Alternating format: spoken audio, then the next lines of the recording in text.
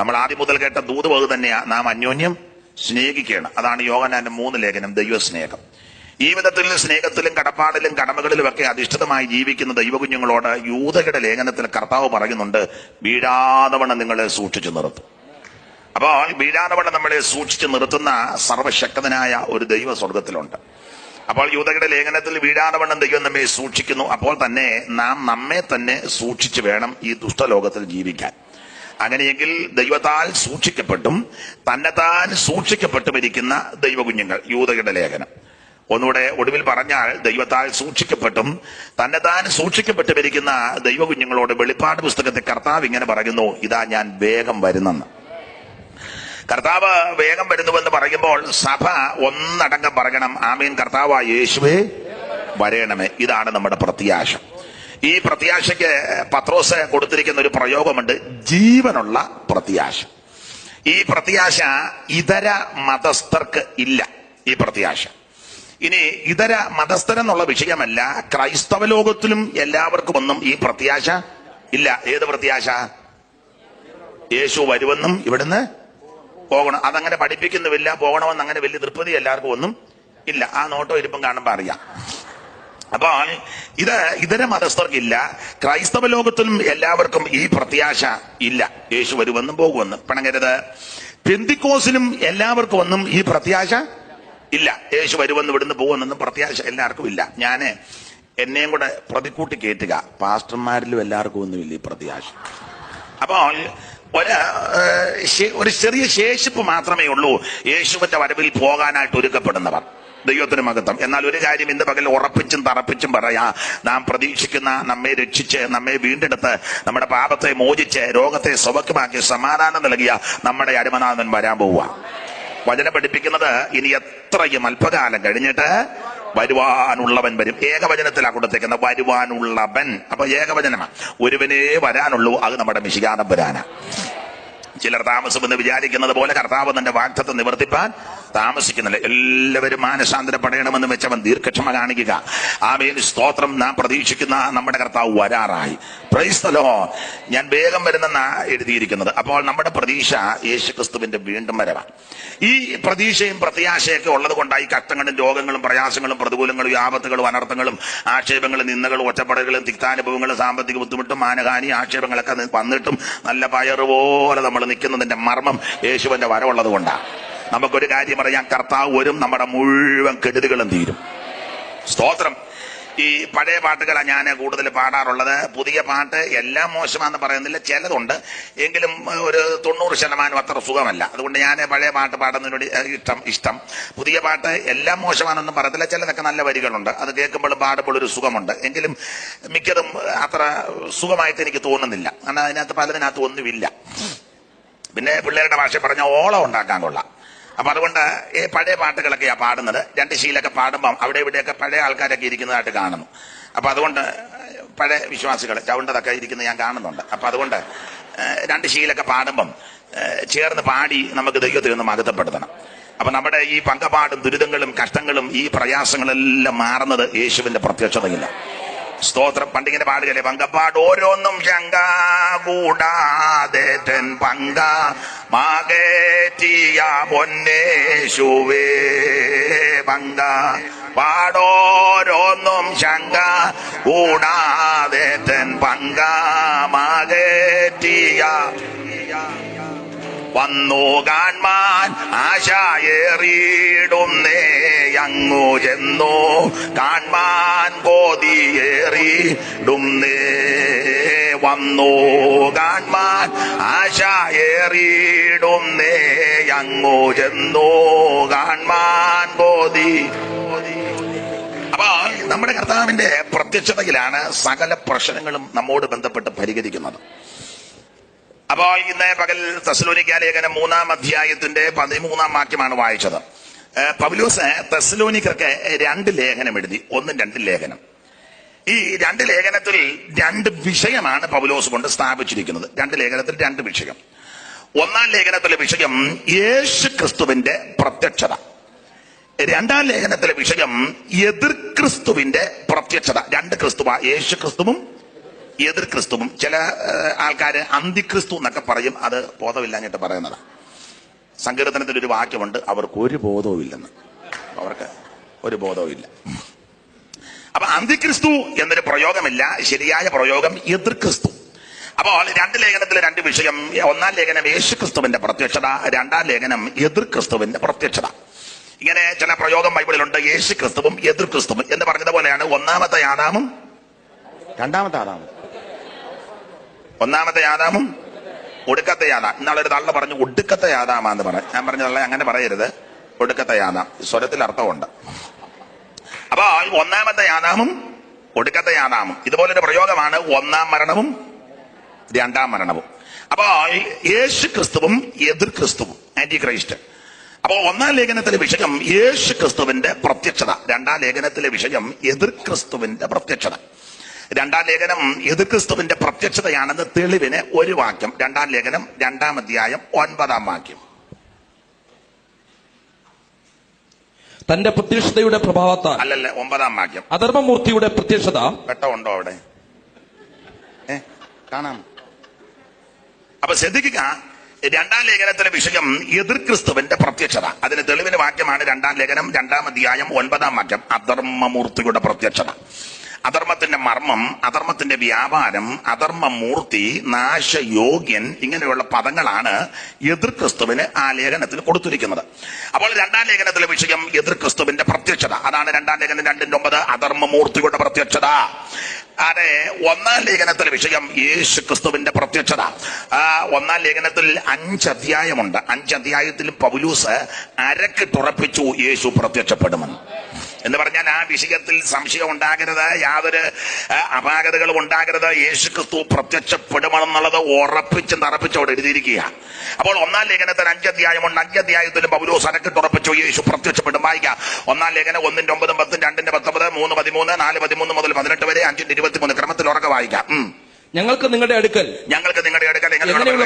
സാധിച്ചുവെന്ന് ജീവനുള്ള സത്യദൈവത്തെ സേവിപ്പാനും അവൻ മരിച്ചവെന്ന് ഉയർപ്പിച്ച തന്റെ പുത്രനും വരുവാനുള്ള കോപത്തിൽ നിന്ന് നമ്മെ വിടുവിക്കുന്നതിനുമായ യേശു സ്വർഗ്ഗത്തിൽ നിന്ന് വരുന്നത് കാത്തിരിപ്പാൻ നമ്മൾ കാത്തിരിക്കുക. അപ്പൊ വരുവാനുള്ള കോപത്തിൽ നിന്ന് നമ്മെ വിടുവിക്കുവാൻ നമ്മുടെ ക്രിസ്തു യേശു സ്വർഗ്ഗത്തിൽ നിന്ന് വരാൻ പോവുക. ഇനി 2:19 നമ്മുടെ കർത്താവായ യേശുവിന് മുമ്പാകെ, നമ്മുടെ കർത്താവായ യേശു ക്രിസ്തുവിന് മുമ്പാകെ അവന്റെ പ്രത്യക്ഷതയിൽ അവിടെ യേശു പ്രത്യക്ഷപ്പെടുമെന്ന് തെളിയിച്ചു. 3:13 കുറുവാക്യം നമ്മൾ വായിച്ചല്ലോ. 3:13 ഇങ്ങനെ നമ്മുടെ കർത്താവാകുന്ന യേശു തന്റെ സകല വിശുദ്ധന്മാരുമായി വരുന്ന പ്രത്യക്ഷത, അവിടെ ക്രിസ്തു പ്രത്യക്ഷപ്പെടുമെന്ന് തെളിയിച്ചു. 4:13 മുതൽ സഹോദരന്മാരെ, നിങ്ങൾ പ്രത്യാശയില്ലാത്ത മറ്റുള്ളവരെ പോലെ സഹോദരന്മാരെ, നിങ്ങൾ പ്രത്യാശയില്ലാത്ത മറ്റുള്ളവരെ പോലെ ദുഃഖിക്കാതിരിക്കേണ്ടതിനെ നിദ്ര കൊണ്ടവരെ കുറിച്ച് അറിവില്ലാതിരിക്കരുതെന്ന് ഞങ്ങൾ ആഗ്രഹിക്കുന്നു. യേശു മരിക്കുകയും ജീവിച്ചെഴുന്നേൽക്കുകയും നാം വിശ്വസിക്കുന്നു. അങ്ങനെ തന്നെ ദൈവം നിദ്ര കൊണ്ടവരെ യേശു മുഖാന്തരം അവനോട് കൂടെ വരുത്തും കർത്താവിന്റെ പ്രത്യക്ഷത വരെ അവിടെയും ക്രിസ്തു പ്രത്യക്ഷപ്പെടുമെന്ന് തെളിയിച്ചു. 16-ാം വാക്യം മനപ്പാഠമാ. കർത്താവ് താൻ ഗംഭീര അതാരും പറയണ്ട, എല്ലാവർക്കും അറിയാവുന്നതാണ്. അപ്പോൾ 4-ാം അധ്യായത്തിന്റെ 13 മുതൽ 18 വരെയുള്ള വേദാംശങ്ങളിലും അടങ്ങിയിരിക്കുന്നത് ക്രിസ്തുയേശു പ്രത്യക്ഷപ്പെടാൻ പോകുകയാണ്. ഇനി 5-ാം അധ്യായത്തിന്റെ 23-ാം വാക്യമായിര് സമാധാനത്തിന്റെ ദൈവം തന്നെ നിങ്ങളെ മുഴുവനും ശുദ്ധീകരിക്കുമാറാകട്ടെ. നിങ്ങളുടെ ആത്മാവും പ്രാണനും ദേഹവും, 3 പദം ആത്മാവ് പ്രാണൻ ദേഹം. നിങ്ങളുടെ ആത്മാവും പ്രാണനും ദേഹവും അശേഷം നമ്മുടെ കർത്താവായ യേശു ക്രിസ്തുവിന്റെ പ്രത്യക്ഷതയിൽ ശ്രദ്ധിച്ചേ, അവിടെയും ക്രിസ്തു പ്രത്യക്ഷപ്പെടുമെന്ന് തെളിയിച്ചു. അപ്പോൾ 1-ാം ലേഖനത്തിലെ വിഷയം യേശു ക്രിസ്തുവിന്റെ പ്രത്യക്ഷത. 1-ാം ലേഖനത്തിൽ 5 അധ്യായമുണ്ട്. 5 അധ്യായത്തിലും അരക്കിട്ടുറപ്പിച്ചു യേശു പ്രത്യക്ഷപ്പെടാൻ പോവുകയാണെന്ന്. 1-ാം അധ്യായത്തിന് 9, 10, 2:19, 3:13, 4:13 മുതൽ 18 വരെ, 5:23 എന്ന് പറഞ്ഞാൽ ഈ വിഷയത്തിൽ ആരും ഒരു തർക്കം ഉന്നയിക്കരുത്. യേശു വരും നിശ്ചയം. അപ്പൊ ഇനി എത്രയും അല്പകാലം കഴിഞ്ഞിട്ട് വരുവാനുള്ളവൻ വരും. ഓരോ അധ്യായത്തിലും പൗലോസ് തെളിയിച്ചു യേശു ക്രിസ്തു പ്രത്യക്ഷപ്പെടാൻ പോകുക. സൂചനകൾ തന്ന് മുൻപോട്ട് പോകാം. 1-ാം അധ്യായത്തിന്റെ 9-10 വാക്യം. ഞങ്ങൾക്ക് നിങ്ങളുടെ അടുക്കൽ ഇങ്ങനെയുള്ള പ്രവേശനം സാധിച്ചു എന്നും, ഇങ്ങനെ നല്ല എങ്ങനെയുള്ള ജീവനുള്ള സത്യദൈവത്തെ ഞങ്ങൾക്ക് നിങ്ങളുടെ അടുക്കൽ എങ്ങനെയുള്ള പ്രവേശനം സാധിച്ചു എന്നും, ജീവനുള്ള സത്യദൈവത്തെ സേവിപ്പാൻ. അപ്പൊ കണ്ടോ, ഞങ്ങൾക്ക് നിങ്ങളുടെ അടുക്കൽ എങ്ങനെയുള്ള പ്രവേശനം സാധിച്ചു എന്നും പൗലോസ് ചോദ്യം ചോദിച്ച് അവരോട് പറയുക. അല്ലയോ തെസ്സലോനിക്കരെ, ഞങ്ങൾ നിങ്ങളുടെ അടുക്കൽ എങ്ങനെയാ വന്നെന്ന്. അത് വേദപുസ്തകം പഠിക്കുന്നവർക്കറിയാം. പൗലോസിന്റെ 2ാമത്തെ മിഷനറി യാത്രയിലാണ് ഈ തെസ്സലോനിക്കയിൽ വരുന്നത്. അതിന്റെയൊക്കെ ചരിത്രം പഠിക്കുമ്പോൾ അറിയാം, ആസിയിൽ വചനം പ്രസംഗിക്കരുതെന്ന് പരിശുദ്ധാത്മാവ് വിലക്കി. ഈ പണ്ടൊക്കെ പരിശുദ്ധാത്മാവ് വിലക്കുന്നത് നിയന്ത്രിക്കുന്നതൊക്കെ ഇപ്പൊ കമ്മിറ്റിയും കൗൺസിലും കൂടാ. കൗൺസിൽ കയറി വിലക്കുന്നു, കൗൺസിൽ കയറി ഉഴപ്പുന്നു, സെക്രട്ടറി കയറി ഉടക്കുന്നു, ട്രസ്റ്റ് കയറി പ്രശ്നം ഉണ്ടാക്കുന്നു. ഇവന്മാരൊന്നും ഗുണം വന്നവന്മാരല്ല. ഈ അഭിഷേകം എന്ന് പറയുന്നത് ഒരെണ്ണത്തിനില്ല. നമ്മളിലേക്ക് അഭിഷേകം പറയാ ശക്തിപ്പെട്ടു, അത് നമ്പറിട്ട് അടിച്ചാൽ മതി, നമ്പറിട്ട് അടിക്കും ഞെട്ടും. അത് അഭിഷേകമൊന്നുമല്ല, ഞെട്ടി. ഈ പരിശുദ്ധാത്മാവായിരിക്കണം നിയന്ത്രിക്കണ്ടേ. പരിശുദ്ധാത്മാവ് നടത്തണം. ദൈവത്തിന്റെ പരിശുദ്ധാത്മാവിനെ നടത്തിപ്പിന് ഏൽപ്പിച്ചു കൊടുത്താൽ അത്ഭുതങ്ങൾ നടക്കും. ദൈവത്തിന്റെ പരിശുദ്ധാത്മാവിനെ നിയോഗത്തിനെ ഏൽപ്പിച്ചു കൊടുത്താൽ വിടുതലുകൾ ഉണ്ടാകും. നാമല്ല വിടുതല കൊടുക്കുന്ന ദൈവത്തിന്റെ പരിശുദ്ധാത്മാവാ. ആമേൻ, പ്രൈസ് ദി ലോർഡ്. ഇന്ന് പകൽ ആരൊക്കെ ദൈവത്തിന്റെ പരിശുദ്ധാത്മാവിനെ ഗിതപ്പെടുകയും ഏൽപ്പിച്ചു കൊടുക്കുകയും ചെയ്യും, അവരെയെല്ലാം ദൈവം കാര്യത്തിലെടുത്ത് ഉപയോഗിക്കും. പരിശുദ്ധാത്മാവ് വേണം നിയന്ത്രിക്കാൻ, നടത്താൻ, ആമേൻ, നിയോഗിക്കാൻ. നമുക്കറിയാമല്ലോ, ഒരു താഴ്വര മുഴുവൻ അസ്ഥി കൂമ്പാരങ്ങൾ പ്രവാചകനെ വിളിച്ച താഴ്വരയിലോട്ട് ഇറക്കിയ ചോദിച്ചു, പ്രവാചക, ഈ അസ്ഥികൾ ജീവിക്കുമോ? ഉടനെ അദ്ദേഹം പറഞ്ഞു, അയ്യോ എനിക്കറിയത്തില്ല കർത്താവേ, നിനക്കറിയാം. ഉടനെ ദൈവത്തിന്റെ പരിശുദ്ധാത്മാവ് യഹോവയായ ദൈവം തമ്പുരാൻ പറഞ്ഞു, അങ്ങനെയെങ്കിലും ഒരു കാര്യം ചെയ്യും, കാറ്റിനോട് പ്രവചിക്കാൻ പറഞ്ഞു. ഉടനെ പ്രവാചകൻ കാറ്റിനോട് പ്രവചിച്ചു, കാറ്റ് ഈ നിഗമന്മാരുടെ മേൽ ഊതുക.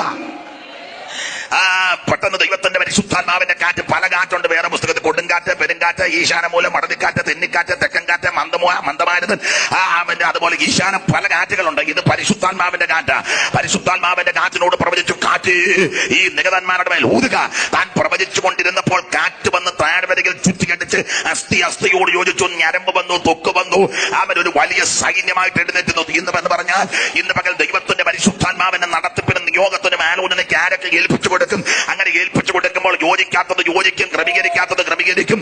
അസ്ഥി വരും, ഞരമ്പ് വരും, തൊക്ക് വരും, മാറാ രോഗം മാറും, തീരാ വ്യാധികൾ മാറും, സകല കെടുതികൾ മാറും, അത്ഭുതങ്ങൾ നടക്കും, അതിശയങ്ങൾ നടക്കും. ദൈവത്തിന്റെ പരിശുദ്ധാത്മാവിനെ വ്യാപാര ശക്തിക്ക് ഏൽപ്പിക്കുക. അന്യഭാഷകളിൽ സംസാരിച്ച് തുടങ്ങി, അങ്ങനെ എഴുതിയേക്കുന്നത് അങ്ങനല്ലയോ? അന്യഭാഷകളിൽ സംസാരിച്ച് തുടങ്ങി. മുടങ്ങി എന്നൊരു വാക്യമില്ല. തുടങ്ങിയെന്ന് ഉള്ളു, മുടങ്ങിയെന്നില്ല. അതവിടെ നിൽക്കട്ടെ, ഞാൻ പിന്നെ പരുവത്തിന് തരാം. അപ്പോൾ പരിശുദ്ധാത്മാവിന്റെ നിയോഗത്തിനും നടത്തിപ്പിനും ആരൊക്കെ ഏൽപ്പിച്ചു കൊടുക്കും, അവരെ കൊണ്ട് ദൈവം അത്ഭുതം ചെയ്യും. വിഷയത്തിൽ വരാം. ആസിയിൽ വചനം പ്രസംഗിക്കരുതെന്ന് പരിശുദ്ധാത്മാവ് വിലക്ക്. അപ്പൊ ഉടനെ അവര് ത്രോവാസിലേക്ക് വന്നു. അപ്പൊ ഈ ത്രോവാസിൽ വന്നപ്പോൾ പൗലൂസ് ഒരു ദർശനം കണ്ടു. മക്കതോന്യക്കാരൻ പുരുഷൻ നിലവിളിക്കുന്നു. നമ്മൾ കാണുന്ന പോലെ, നമ്മൾ കാണുന്ന പാമ്പ് തറ കൂടിയിരിക്കുന്നു, പരന്ത് വട്ടം ഇട്ട് പറക്കുന്നു. ഇതൊക്കെ നമ്മൾ കാണുന്നത്. വെട്ടുപോത്ത് വെട്ടാൻ വരുന്നു, ആന ചവിട്ടാൻ വരുന്നു. ഇതൊക്കെ കണ്ട് പിന്നെ പരവേശം കയറി ഒരു ബന്ധ വെള്ളവും കുടിച്ച് വെപ്രാളം കയറി. പൗലോസ് കണ്ടതെല്ലാം ദിവ്യ ദർശനങ്ങളാണ്. അതുകൊണ്ട് ആ പ്രവർത്തകന്റെ പുസ്തകത്തിൽ പറഞ്ഞ, അഗ്രിപ്പാവേ, ഞാൻ സ്വർഗീയ ദർശനത്തിന് അനുസരണക്കേടൊന്നും കാണിക്കും. കണ്ടതെല്ലാം ദിവ്യ ദർശനങ്ങളാണ്. അപ്പോൾ ഇവിടെ മക്കതോന്യക്കാരൻ ഒരു പുരുഷൻ നിലവിളിക്കുന്ന ദർശനം കണ്ടു. ഉടനെ പൗലോസ് മക്കതോന്യയുടെ ഒരു ഭാഗമായ ഫിലിപ്പിയ പട്ടണത്തിലോട്ട് ചെന്നു. 6 പ്രവിശ്യ, അതിലൊരു ഭാഗമായ ഫിലിപ്പിയ പട്ടണം. പൗലോസ് ഫിലിപ്പിയ പട്ടണത്തിൽ ചെന്നു. ആ ഭാഗം നിങ്ങൾ പഠിക്കുമ്പോൾ അറിയാം. ഫിലിപ്പിയ പട്ടണത്തിൽ ചെന്ന് ഈ പ്രസംഗിക്കാൻ പതിവ് പോലെ പ്രസംഗിക്കാൻ പുൽപ്പിറ്റ് നോക്കി. പുൽപ്പിറ്റ് നോക്കിയിട്ട് പുൽപ്പിറ്റ് ഒന്നും കണ്ടില്ല. ഒടുവിൽ പുഴവക്കത്ത് നിന്ന് പ്രസംഗിച്ചു. പൗലോസിന് പുൽപ്പിറ്റ് ഇല്ലെങ്കിലും പ്രസംഗം വരും. ഇന്നത്തെ വലിയ വലിയ പുള്ളിക്കാരിക്ക് വലിയ പുൽപ്പിറ്റ് ഉണ്ടെങ്കിലേ പ്രസംഗം അങ്ങോട്ട് വരുമ്പോൾ ആളൊത്തിരി വേണം. വിളിക്കുമ്പോൾ ചോദിക്കും, എന്തോ കൂട്ടമുണ്ട്, അതോ ഒരു 500 പേര് കൂടും, പോരാ. അതിന് ചില ആൾക്കാർ പറയും, എനിക്ക് ഒടുവിലത്തെ ഡേറ്റ് മതി, അന്നായില്ലേ പുലി ഇറങ്ങുന്നത് പോലെയല്ല ഇറങ്ങുന്നത്. ഞാൻ എന്നെ വിളിക്കാൻ പറയും, എനിക്ക് ഏത് ഡേറ്റ് തന്നാലും തരണമെന്നേ ഉള്ളൂ. സ്തോത്രം. ഏത് ഡേറ്റ് കിട്ടിയാലും ഞാൻ പറയേണ്ടതല്ലേ പറയുള്ളൂ. സ്തോത്രം. എന്നെ ഏൽപ്പിച്ചതല്ലേ എനിക്ക് ചെയ്യാൻ പറ്റുള്ളൂ. എന്റെ മേൽ പകർന്നതല്ലേ എനിക്ക് വ്യാപാരം ചെയ്യാൻ പറ്റുള്ളൂ. ഏത് ഡേറ്റ് കിട്ടിയാലെന്നാ, എന്ന് കിട്ടിയാലെന്നാ, എവിടെ പ്രസംഗിച്ചാലെന്നാ, യേശുവിന്റെ നാമം ഉയർത്തപ്പെടണം. Price the Lord. അപ്പൊ പൗലോസ് പുൽപ്പിറ്റ് കിട്ടിയില്ല. പുഴവക്കത്ത് നിന്ന് ചിലരെയൊക്കെ നമ്മൾ പ്രസംഗത്തിനൊക്കെ വിളിച്ചാൽ ചോദിക്കും, ശുശ്രൂഷ കഴിയുമ്പോൾ ആ ശുശ്രൂഷയ്ക്ക് സെറ്റ് ഏതാ? അത് അഹൂജായുടെ ഉണ്ട്, പോരാ. എത്ര വാട്സാ? 10,000 കാണുമായിരിക്കും. കുറഞ്ഞത് 25,000 കാരണം അലറണ്ടേ നിന്ന്. 25,000 എങ്കിലും പാവത്തങ്ങളൊക്കെ യോഗം വെച്ചാൽ എവിടുന്ന 25,000 ഒപ്പിക്കുന്നത്? ഇത് അത് ഒപ്പിച്ചത് തന്നെ ദൈവം തമ്പുരാനറിയാം. പിന്നെ ആൾ വരണം, ആളിനെ കൊണ്ടിറക്കണം. ഇപ്പൊ ഈ വണ്ടിക്ക് ഇറക്കുകയാണല്ലോ, ഈ ചരക്ക് കൊണ്ടിറക്കും പോലെ കൊണ്ടുവന്ന് ഓരോന്നിനെ കൊണ്ടങ്ങ് അട്ടിയെടുക്കും പോലെ കൊണ്ട് അടുക്കുക. അന്നിരിക്കുക, അതേണ്ടിരിക്കുന്ന എന്നാന്ന് വെച്ചാൽ ചെയ്യാൻ. ഇപ്പം ചിലയിടത്തൊക്കെ കാശുമൊക്കെ കൊടുക്കുന്നുണ്ട്, കഞ്ഞിയും കൊടുക്കുന്നുണ്ട്, എന്നിട്ടും വരുന്നില്ലെന്നുള്ളതാണ്. കാശും കൊടുക്കുന്നു, കഞ്ഞിയും കൊടുക്കുന്നു. ദൈവത്തെ ആരാധിക്കുന്നത് അങ്ങനൊന്നുമല്ല. ചെലവാക്കി വേണം ആരാധിക്കാൻ, ചെലവഴിച്ച് വേണം ആരാധിക്കാൻ. വളരെ ശാന്തമായിട്ടായിരിക്കും, മനസ്സിലാകുന്ന ഭാഷയിലേ പറയുള്ളൂ. ഞാനെല്ലാം ലളിതമായിട്ടേ പറയുള്ളൂ. ചൊല്ലും കൊണ്ട് പ്രസംഗിക്കുന്ന മുഴുവൻ ഗ്രീക്കാ, തുടങ്ങും മുതൽ തീരുന്നവരെ ഗ്രീക്ക്, ഹീബ്രു. ചിരിക്കുന്നതും കൂടെ ഗ്രീക്കില്ല. മൂലഭാഷ. കൊയ്യാൻ പോകുന്ന പെണ്ണമ്മയോട് കൊയിനോനിയ എന്ന് പറഞ്ഞ പെണ്ണമ്മയ്ക്ക് വലിയ പെണ്ണമ്മയ്ക്ക് കൊയ്ത്തരുവാടെ കാര്യം പറഞ്ഞാൽ അറിയാം. കൊയ്ത്തരുവ മൂർച്ചയുള്ളത് 2 എണ്ണം. കൊയ്യാൻ പോകുന്ന പെണ്ണമ്മയോട് പറയാം കൊയിനോനിയ. പെണ്ണമ്മയോർക്ക് ആയിട്ട് വലിയ സാധനം വന്നോർത്ത് അവൾ ഗ്ലൂ പറഞ്ഞു. ഒന്നും മനസ്സിലായിട്ടല്ല. അതുകൊണ്ട് ലളിതമായിട്ട് നമുക്ക് മനസ്സിലാകുന്ന ഭാഷയിൽ. അപ്പൊ ചിലരെ വിളിച്ചു കഴിഞ്ഞാൽ ഭയങ്കര നിർബന്ധ ബുദ്ധിക്കാരാ, നിർബന്ധ ബുദ്ധി. പിന്നെ അവർ ചോദിക്കും, അതെ ശുശ്രൂഷ കഴിഞ്ഞ് ഞാൻ വിശ്രമിക്കുന്ന എവിടാ? അത് പിന്നെ പാസ്റ്ററുടെ വീട്ടിൽ ഞാനങ്ങനെ വീടുകളിലൊന്നും, എന്നാൽ സഭയുടെ ചുമതലക്കാരൻ സെക്രട്ടറി ഉണ്ട്, പുള്ളിയുടെ വീട്ടിലെ സൗകര്യമാണ്. ഞാനങ്ങനെ അല്ല, പുള്ളിയെ വീട്ടിൽ വിശ്രമിപ്പിക്കാനും കൊള്ളുകയില്ല. അങ്ങനെയുണ്ട്. അപ്പോൾ ചോദിക്കും, പിന്നെ എവിടാ? ഹോട്ടലിൽ റൂം വേണം. ഏത് ഹോട്ടലാ? അതാ ഇവിടെ ആക്കേടിയായുടെ. പോരാ പോരാ പോരാ. പിന്തുല്ല നമ്മുടെ കോടിമതി ഉണ്ടോ വിൻസോ കാസ്റ്റ്. അവിടെ കഴിഞ്ഞ പ്രാവശ്യം വന്നിട്ട് അത്ര സുവിശേഷ വേലയാന്ന് ഓർക്കണേ. വേലയാ. ഒരു കാര്യം ചെയ്യേ, മാസ്കറ്റ് ഹോട്ടലിലോട്ട് ബുക്ക് ചെയ്യേ. ഏതാ? ട്രിവാൻഡ്രം. യോഗം നടക്കുന്നത് കോടിമതി, വിശ്രമിക്കുന്നത് നല്ല യോഗമാ. പുള്ളിക്ക് നല്ല യോഗമാ. എന്നുവെച്ചാൽ പിന്നെ ചിലരെ വണ്ടി വിടണം. അത് 5-8 ലക്ഷത്തിന്റെ വണ്ടിയൊന്നും പോരാ, 50 ലക്ഷത്തിന്റെയും 1 കോടിയുടെ, ചിലർക്ക് കോടിയുടെ വണ്ടി ഇങ്ങനെ അങ്ങ് കിടക്കില്ലയോ. അത് വണ്ടി വാടക കൊണ്ടിടണം, AC ഇങ്ങനെ ഇട്ട് തണുപ്പിച്ചുകൊണ്ടിരിക്കണം. കാരണം പുള്ളിക്ക് ഒട്ടും ചൂട്. എനിക്കിതൊക്കെ കാണുമ്പോൾ ഇതെന്തോ വേലയാന്ന എന്റെ ഹൃദയത്തിലെ ചിന്ത.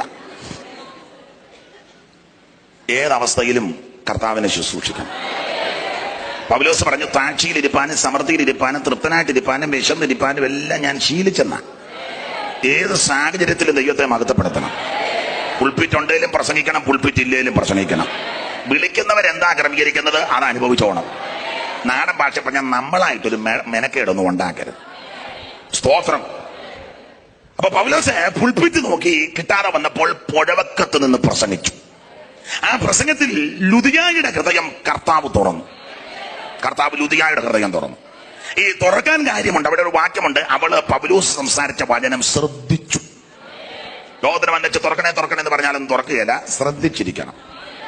പൗലോസ് സംസാരിച്ച വചനം ലുദിയ ശ്രദ്ധിച്ചു. ശ്രദ്ധിച്ചപ്പോൾ കർത്താവ് അവിടെ ഹൃദയം തുറന്നു. ദൈവം അവിടെ ഹൃദയം തുറന്നപ്പോൾ അവള് വീട് തുറന്നു. വീട് തുറന്നേച്ച് ദൈവദാസന്മാരോട് പറഞ്ഞു, ഞാൻ വിശ്വസ്ത എന്ന് ബോധ്യമുണ്ടെങ്കിൽ എന്റെ വീട്ടിൽ പാർക്കാൻ പറഞ്ഞു. എന്ന് പറഞ്ഞാൽ സുവിശേഷത്തിന് വേണ്ടി വീടും വസ്തുവും എല്ലാം കൊണ്ട് തുറന്നു കൊടുത്തെന്ന്. ഇന്ന് പകൽ ദൈവകുഞ്ഞുങ്ങളോട് കാര്യം ഇവിടെ വന്ന് ഇങ്ങനെ ഗ്ലോറി വിക്ടറി കാൽവരുത് പറഞ്ഞ് കാറിന്റെ വൈപ്പർ അടിക്കുമ്പോൾ അടിച്ചു പോകാനല്ല, വീടും പണവും വണ്ടിയെല്ലാം കർത്താവിന് വേണ്ടി തുറക്കണം. അത് പറഞ്ഞിട്ട് അത്ര ശക്തി വന്നില്ല സ്വോത്രത്തിൽ. അപ്പൊ ശ്രദ്ധിക്കുക, കർത്താവിന്റെ വേലയ്ക്ക് വേണ്ടി എല്ലാം ഏൽപ്പിച്ചു കൊടുക്കണം. സ്തോത്രം. വീടെല്ലാം ദൈവവേലയ്ക്ക് തുറന്നു കൊടുക്കണം. വീടൊക്കെ പൂട്ടിയിട്ടവരെ വീടൊക്കെ അങ്ങ് തുറക്കണം. തുറന്നുവെച്ച് ദൈവമക്കളെയൊക്കെ താമസിപ്പിച്ച് അവിടെ കാത്തിരിപ്പിയോഗം കൂട്ടായ്മ വെച്ച് മിനി കൺവെൻഷനൊക്കെ, ലക്ഷം വീടിലെ ഏരിയയിലൊക്കെ പാർക്കുന്നവരൊക്കെ മിനി കൺവെൻഷൻ വെക്കണം. അപ്പം പന്തലൊന്നും വിടണ്ട, മിറ്റത്ത് പ്രസംഗിച്ചാൽ മതി, എല്ലാവരും കേട്ടോളൂ. സ്തോത്രം.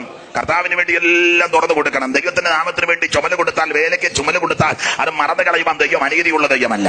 ഒരു ഗ്ലാസ് വെള്ളം കൊടുത്താൽ, ചായ കൊടുത്താൽ, പൈസ കൊടുത്താൽ, വസ്തു കൊടുത്താൽ, വീട് കൊടുത്താൽ അത് മറന്നു കളയുവാൻ ദൈവം അനീതിയുള്ള ദൈവമല്ല. എബ്രായ ലേഖനം 6-ാം അധ്യായത്തിന്റെ 9 മുതൽ ആ കാര്യം വളരെ തിട്ടമായിട്ട് പൗലോസ് ഞാൻ പ്രസ്താവിച്ചിട്ടുണ്ട്. എബ്രായ ലേഖനം 6-ാം അധ്യായത്തിന്റെ 9 മുതൽ. എന്നാൽ പ്രിയമുള്ളവരെ, ഞങ്ങൾ ഇങ്ങനെ സംസാരിക്കുന്നുവെങ്കിലും നിങ്ങളെ കുറിച്ച് ശുഭമേറിയതും രക്ഷയ്ക്ക് ഉതകുന്നതും വിശ്വസിക്കുന്നു.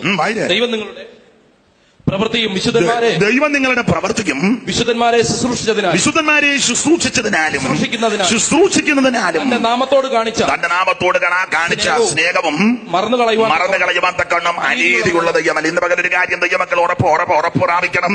ഇത് മറന്നു കളയുവാൻ നമ്മുടെ ദൈവം അനീതിയുള്ള ദൈവമല്ല.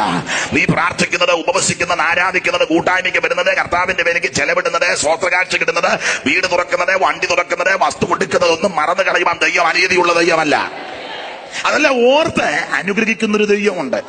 ഈ ചിലയിടങ്ങളില് സഭാകൂടിന് സ്ഥലമില്ല, എല്ലാവരും അങ്ങ് പ്രാർത്ഥിക്കുക, താവേ നീ അത്ഭുതം കണ്ട ദൈവമാണ്, ഹല്ലേലൂയ. ഞാനൊരു സ്ഥലത്ത് ചെന്നപ്പോൾ സഭാകൂടിന് സ്ഥലമില്ലെന്ന് പറഞ്ഞ് പ്രാർത്ഥിക്കുക. എന്നോട് പറഞ്ഞ് പാസ്റ്റർ പ്രാർത്ഥിക്കണം, പിടിച്ചു വെച്ചു. ഞാൻ ചോദിച്ചാൽ ആരെ പിടിച്ചു വെക്കാനാ? ഇയാളുടെ മര്യാദയ്ക്ക് ഇരിക്കാൻ പിടിച്ചു വെച്ചു. യോഗമെല്ലാം കഴിഞ്ഞ് എനിക്ക് പ്രസംഗിക്കാൻ സമയം നിന്നപ്പം ഭയങ്കര പ്രാർത്ഥനയാണ്. വസ്തു തരണമെന്ന ദൈവത്തോട് മുട്ടിപ്പായിട്ട് ഞാൻ പ്രാർത്ഥിച്ച പുള്ളിയോട് ചോദിച്ചു, എന്തും വേണ്ട സ്ഥലം ഉണ്ടെന്ന് ചോദിച്ചു. പുള്ളി പറഞ്ഞ് ഇച്ചിരി ഉണ്ടെന്ന് പറഞ്ഞു. അപ്പൊ അപ്പുറത്തിരുന്ന പുള്ളി പറഞ്ഞ് 5 ഏക്കർ ഉണ്ടെന്ന് പറഞ്ഞു. അവനായിരുന്നു പ്രാർത്ഥിക്കുന്നത്, നീ തരണേന്ന്. അവൻ 5 ഏക്കറുണ്ട്. അപ്പം അടുത്തിരുന്ന പുള്ളി പറഞ്ഞു 5 ഏക്കർ ഉണ്ടെന്ന്. പുള്ളി പറഞ്ഞു ഇവന് 4.5 ഏക്കർ ഉണ്ടെന്ന് പറഞ്ഞു. യവന്മാർ രണ്ടും കൂടെ ആ കൈ ഇറുക്കി പിടിച്ച് ഇങ്ങനെ പടലിട്ട് ഞാൻ പറഞ്ഞടാ മഹാഭാവി, നിങ്ങളുടെ രണ്ടിന്റെയും കൂടെ ദശാംശം കൊടുത്താൽ സഭയ്ക്കും പിന്നെ ഒരു കൺവെൻഷൻ ഗ്രൗണ്ടും കൊടുക്കുമല്ലോ. 5 ഏക്കർ ഉള്ളവൻ പഴയ പ്രമാണം അനുസരിച്ച് 50 സെന്റ് കൊടുക്കണം. പുതിയ പ്രമാണം പറയുന്നില്ല, പറഞ്ഞാൽ നിങ്ങൾ ഉരുണ്ട് വീണ് യാകും. കാരണം പുതിയ പ്രമാണം ഓഹരി കൊടുക്കാനാ. നീ അത് പറഞ്ഞൊരു അസ്വസ്ഥത ഉണ്ടാക്കുന്നില്ല. അപ്പൊ പഴയ പ്രമാണം വെച്ചാന്ന് 5 ഏക്കർ ഉള്ളവൻ 50 സെന്റ് ദൈവത്തിനാണ്, 4.5 ഏക്കർ ഉള്ളവന് 45 സെന്റ് സ്ഥലം. അപ്പൊ തന്നെ 95 സെന്റ് സ്ഥലമായി. ഹോളും വെക്കാം, പാർട്സനേജും വെക്കാം, കൺവെൻഷൻ ഗ്രൗണ്ടും വെക്കാം, കാർ പാർക്കിങ്ങിനും. യവന്റെ തൊടിക്കുകയല്ല, എന്നിട്ട് കുഞ്ഞുഞ്ഞിന്റെ തൊടാൻ പ്രാർത്ഥിക്കുക വിഷയം വെച്ച്. ഒന്നാമത്തെ കാര്യം, നിന്റെ അല്ല ഈ വെളച്ചിലും പടയനെയും നിർത്തണം. നല്ലതുപോലെ വെളച്ചിലുണ്ട്. സ്തോത്രം. പിന്നെ നമ്മുടെ ഇടയിൽ ഒന്ന് പറഞ്ഞാൽ ഞാനിങ്ങനെ ദൂത് പറയുമ്പം ചിലരുടെ എനിക്കുള്ള ദൂതല്ല, അവനിട്ട. സ്തോത്രം. അവനിട്ടല്ല, നിനക്കിട്ട് തന്നെ ഈ ദൂത്. നീ എന്തിനാ ഉടനെ അവനെ നോക്കി വെച്ച് ഇങ്ങനെ ആക്കുന്നത്? നിന്നോടായി ദൂത് പറയുന്ന മുഴുവൻ. അപ്പൊ ഒരു കാര്യം പറയാ, ആദ്യം നമ്മുടെ കയ്യിലുള്ളത് കർത്താവിനങ്ങോട്ട് കൊടുക്കാൻ. അന്ത്രയോസും ശിഷ്യന്മാരും പറഞ്ഞു, ജനം 3 ദിവസമായി ഭക്ഷിപ്പാൻ എന്നിവർ ആകെ തളർന്ന് പറഞ്ഞു, വീട്ട് കഴിക്കാൻ കൊടുക്കാൻ ഒന്നുമില്ല. യേശു ചോദിച്ചു, ഒന്നുമില്ലയോ എന്ന് ചോദിച്ചു. ഒന്നുമില്ലയോ എന്ന് ചോദിച്ചപ്പം മനസ്സിലായി എന്തോ ക്ലിക്ക് ചെയ്ത് പുള്ളിക്ക്. ഉടനെ അന്ത്രയോസ് പറഞ്ഞ് 5 അപ്പവും 2 മീനും. അത് ചെറുക്കനെ കളിപ്പിച്ച് മേടിച്ചതാ. ഒരു പയ്യൻ. നമുക്ക് ഈ കളിപ്പിച്ച് മേടിക്കാൻ നല്ല ബിരുദാണല്ലോ. പാവത്തങ്ങളൊക്കെ വന്നിരിക്കുമ്പോൾ അവരെ കളിപ്പിക്കാൻ നല്ല ബിരുദ. സ്തോത്രം. കൊച്ചു പയ്യനാ, അവനെ അങ്ങ് കളിപ്പിച്ചു. അവനെല്ലാം യേശുവിന്റെ വചനം എല്ലാം കേട്ടപ്പോൾ അവനെ അപ്പത്തിന്റെ എല്ലാം കാര്യം മറന്നുപോയി. അവന് സ്തോത്രം പറഞ്ഞു. അപ്പൊ ഇവൻ അത് ന്യൂട്രൽ അടിച്ചു മാറ്റി. എന്നിട്ട് പറഞ്ഞു, ബലപ്പെട്ടാട്ടെ ബ്രദർ, ശക്തിപ്പെട്ടാട്ടെ. അവൻ പിന്നെ അങ്ങ് വന്നല്ലോ നിർത്ത്, അവൻ ചട്ടിപ്പെടുക, മറ്റവനെ അടിച്ചു മാറ്റി. എന്നാ വെച്ചാൽ കൊച്ചനെ കളിപ്പിച്ചേച്ചേ, ഇതെല്ലാം മേടിച്ച് കൈ വെച്ചേച്ചേ. സ്തോത്രം. പിന്നെ ചെറുക്കനെ വചനം കേട്ടതുകൊണ്ട് അവൻ അങ്ങ് സന്തോഷിച്ചു. സ്തോത്രം. അത് നോട്ട് മാറ്റിയച്ച് യേശുവിനോട് പറഞ്ഞ് പൊതുയോഗം പിരിച്ചു വിട്ടോളാൻ പറഞ്ഞു. ഭർത്താവിന് മനസ്സിലായി പൊതുയോഗം പിരിച്ചു വിടുന്നു. അപ്പൊ എന്റെ അർത്ഥം പൊതുയോഗം വിട്ടോ കമ്മിറ്റി ഉണ്ടെന്ന് പറഞ്ഞു. കമ്മിറ്റി 12 പേര്, 12 അംഗ കമ്മിറ്റി. അപ്പൊ കമ്മിറ്റിക്കാർക്കായി 5 അപ്പവും 2 മീനും. ഭർത്താവ് ഉടനെ പറഞ്ഞ് ഇന്ന് കമ്മിറ്റിയില്ല, മൊത്തം പൊതുയോഗമാണെന്ന് പറഞ്ഞു. ഇന്ന് കമ്മിറ്റിയില്ല, മുഴുവൻ പൊതുയോഗമാണ് പറഞ്ഞു. പന്തിയായിട്ട് അങ്ങോട്ട് ഇരുത്താൻ പറഞ്ഞു. ഇരുത്തി. ഇല്ല, കമ്മിറ്റിക്കാർക്ക് വെച്ച് കൊണ്ടുവരാൻ പറഞ്ഞു. മനസ്സോടെ അതിന് കൊടുത്ത 5 അപ്പവും 2 മീനും. അത് നമ്മുടെ പൊന്നു തമ്പുരാൻ കരത്തിലെടുത്ത് ദൈവത്തെ വാഴ്ത്തി ശിഷ്യന്മാർ കൊടുത്ത് വിളമ്പിക്കോളാൻ പറഞ്ഞ് അവിടെ ഇങ്ങനെ വായിക്കുന്നു, എല്ലാവരും തിന്ന് തൃപ്തരായി. സ്തോത്രം, സ്തോത്രം, സ്തോത്രം. കുഷ്ഠരോഗികൾക്ക് നല്ല സൗഖ്യമേകി, ദൃഷ്ടി പോയവർക്കു ഭവാൻ കാഴ്ചയും നൽകി. നഷ്ടജീവനായ ലാസർ 4 നാൾ കഴിഞ്ഞുയർത്ത്. ഭ്രഷ്ടരൊരയ്യായിരം ജനം 5 അപ്പത്താൽ സിയോൻ മണവാളനെ. ശ്രീനരപതിയെ സിയോൻ മണവാളനെ. ശ്രീനരപതിയെ സിയോൻ മണവാളനെ. അപ്പോൾ കർത്താവിന്റെ കയ്യിൽ നമുക്കുള്ളതെല്ലാം കൊണ്ട് കൊടുത്താൽ മതി, ദൈവം അതെല്ലാം വർദ്ധിപ്പിച്ചിഞ്ഞ് തരും. സ്തോത്രം. അതെ. അപ്പൊ ഈ വീട് ദൈവദാസന്മാർക്ക് വേണ്ടി തുറന്നു കൊടുത്തു. എന്ന് പറഞ്ഞ് ഇവിടെ പാർത്ത് ഈ ഏരിയയിൽ വേല ചെയ്യാൻ പറഞ്ഞു. പണ്ടൊക്കെ അങ്ങനെ വിശ്വസിച്ച് പാർപ്പിക്കുകയും ചെയ്യാം, വിശ്വസിച്ച് പാർക്കുകയും ചെയ്യാം. ഈ കാലയളവിൽ അത് വളരെ ബുദ്ധിമുട്ടായിട്ടൊക്കെ വരുന്നു. എങ്കിലും വിശ്വസ്തരായ ദൈവകുഞ്ഞുങ്ങളുണ്ട്.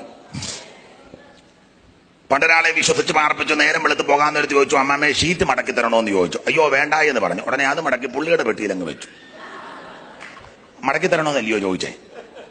വീട്ടുകാർ ധരിച്ചത് ധൃതി പോവാ, ഇനി അത് മടക്കി തരാനൊക്കെ സമയമെടുക്കും, അതുകൊണ്ട് പറഞ്ഞ മടക്കി തരണ്ടാന്ന്. അപ്പൊ പുള്ളി ദ്വയാർത്ഥ പ്രയോഗമാണ് പറഞ്ഞത്. മടക്കി തരണ്ടല്ലോ. ഉടനെ അത് മടക്കി പുള്ളിയുടെ പെട്ടി വെച്ച് എന്നാ ആട്ടെ ഇറങ്ങട്ടെന്ന് പറഞ്ഞു. വിശ്വസിച്ച് പാർപ്പിക്കാനും ഒക്കത്തില്ല. ഇനി മറുവശം, വിശ്വസിച്ച് പാർക്കാനും ചില വീടുകളിൽ വിശ്വസിച്ച് പാർക്കാനൊക്കത്തില്ല. പുത്തീപ്പന്റെ തള്ളയെ പോലുള്ള തള്ളയാന്ന് ദോഷൊപ്പിച്ച് വെക്കും.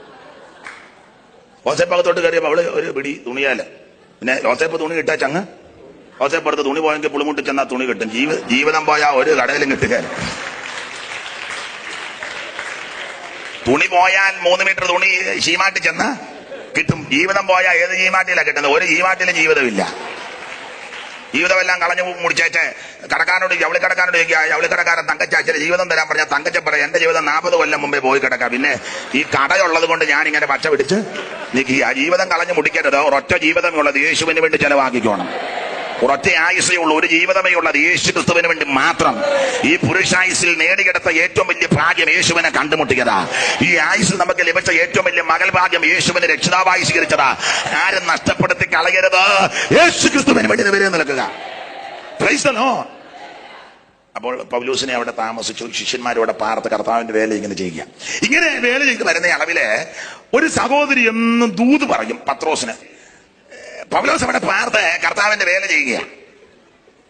അപ്പൊ ഒരു ദിവസം ഇങ്ങനെ ഈ സഹോദരി ദൂത് പറയും, അത്യുന്നതനായ ദൈവത്തിന്റെ ദാസന്മാർ രക്ഷാമാർഗം നിങ്ങളോട്.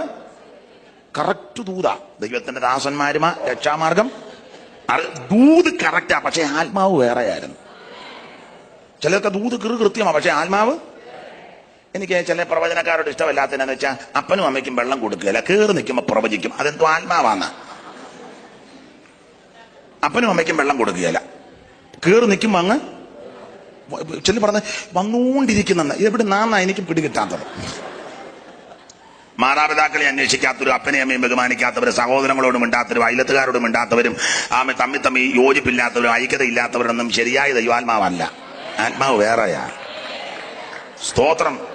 ഞാന് വൈകിട്ട് നിങ്ങൾ വരുമല്ലോ, അല്ലയോ? ഇല്ലേ? വരും. പിന്നെ വൈകിട്ട് തരാം. പകലിപ്പം.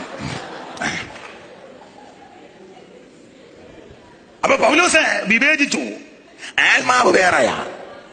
കുറെ ദിവസം ഇങ്ങനെ ദൂതൊക്കെ പറഞ്ഞ് ഒരു ദിവസം പൗലോസ് മുഷിഞ്ഞു നോക്കി. ഇവിടെ ഭൂതം അങ്ങ് പോയി. ഞാൻ ആ ഭാഗം വായിച്ചപ്പോ നോക്കിയപ്പോഴേ ഭൂതം പോയെന്നുള്ളത്. നമ്മുടെ ഇടയിൽ ഒരു ഭൂതം വെളിപ്പെട്ട എന്ത് പരിശ്രമിച്ച അതിനെ ഒന്ന്. രാവിലെ മുതൽ തുള്ളി ഊപ്പാട് വന്ന ഭൂതവും തുള്ളി, നമ്മളും തുള്ളി, ഒരു വന്ന വെള്ളവും കുടിച്ച് പിന്നെ വെള്ളം കൊണ്ടുവരാനാ പറയുന്നത്. കാരണം അങ്ങ് വശം കിട്ട്. അത് മുടി അടിച്ചിട്ട് തുള്ളുന്നു, മുട്ടയിലഴിഞ്ഞ് തുള്ളുന്ന ആടി ഉറയുന്നു. അപ്പൊ ചില ചോദിക്കും പേരെന്നാ, എവിടെ നിന്ന് വരുന്നു, എത്ര നാളായി. പണ്ട് ഞാനൊരു യോഗത്തിൻ്റെ സമയത്ത് ഇതുപോലെ സ്പെഷ്യലിസ്റ്റ് വന്നു. പുള്ളി ചോദിച്ചു പേരെന്താ, ശാരികയുടെ തുള്ളുക, പേരെന്തുവാ, എവിടുന്ന് വന്നു. ഞാൻ ചോദിച്ചു ഇയാൾ എന്നെ കല്യാണം ആലോചിക്കാൻ പോവാന്ന് ചോദിച്ചു. പേരും അഡ്രസ്സും ഒക്കെ തപ്പ. എടാ പിശാച് പോഷ്ക്ക് പറയുന്നവനും അവന്റെ അപ്പനുമാണ്. അവനോട് അഡ്രസ്സ് തപ്പുന്ന മിക്കവാറും കൃത്യം കിട്ടും. പൗലോസ് മുഷിഞ്ഞു നോക്കി, ഭൂതം പോയി. ദൈവകൃപയുള്ളവൻ നോക്കിയാൽ മതി, നോട്ടത്തിൽ വിടുതലുണ്ട്. അപ്പോൾ യഹോവ ഗിദെയോനെ നോക്കി, നിന്റെ ബലത്തോടെ കടന്നു പോകാൻ ഒറ്റ നോട്ടത്തിൽ ബലപ്പെട്ടു. പ്രഭാതയാമത്തിൽ യഹോവയാകുന്ന ദൈവം മേഘസ്തംഭത്തിൽ നിന്നും ഇസ്രായേൽ സൈന്യത്തെ നോക്കി അവന്റെ രഥത്തിന്റെ ഓട്ടം തെറ്റി. Praise the Lord. പത്രോസ് യോഹന്നാനോട് കൂടെ അവനെ ഉറ്റുനോക്കി, അവനെ നരിയാടി അന്നാരം ഉറച്ചു. Price the Lord. ദൈവകുഞ്ഞുങ്ങൾ ആത്മാവിൽ കൃപയിൽ പരിശുദ്ധാത്മ നിറവിൽ നോക്കിയാൽ മതി, അത്ഭുതം നടക്കും. Praise the Lord. പൗലോസ് മുഷിഞ്ഞു നോക്കി, ഭൂതം പോയി. എവിടെ ഭൂതവും പോയി, അവരുടെ ലാഭവും പോയി. ഉടനെ ദൈവദാസന്മാരെ പിടിച്ചടിച്ച് ഉപദ്രവിച്ച കാരാഗൃഹത്തിൽ കൽത്തുറുങ്കിലടച്ചു. ക്ഷീണിച്ചില്ല. കൽത്തുറുങ്കിലും അർദ്ധരാത്രിയിൽ പ്രാർത്ഥിച്ച് പാടി ദൈവത്തെ സ്തുതിച്ചു. ദൈവകുഞ്ഞുങ്ങൾക്ക് പ്രാർത്ഥിക്കാൻ ഇന്ന ഇടം വേണമെന്നോ, ഇന്ന സ്ഥലം വേണമെന്നോ, ഇന്ന സമയം വേണമെന്നോ, ഇന്ന ഇടത്ത് പോകണമെന്നോ, ഇന്ന സ്ഥലത്തോട്ട് തിരിയണമെന്നൊന്നുമില്ല. ചില ആൾക്കാരോട് നമുക്ക് പ്രാർത്ഥിക്കാന്ന് പറയുമ്പോൾ പിടിച്ചു തിരിക്കുമ്പോഴാ. നമുക്ക് എവിടെ നിന്നാലും പ്രാർത്ഥന വരും.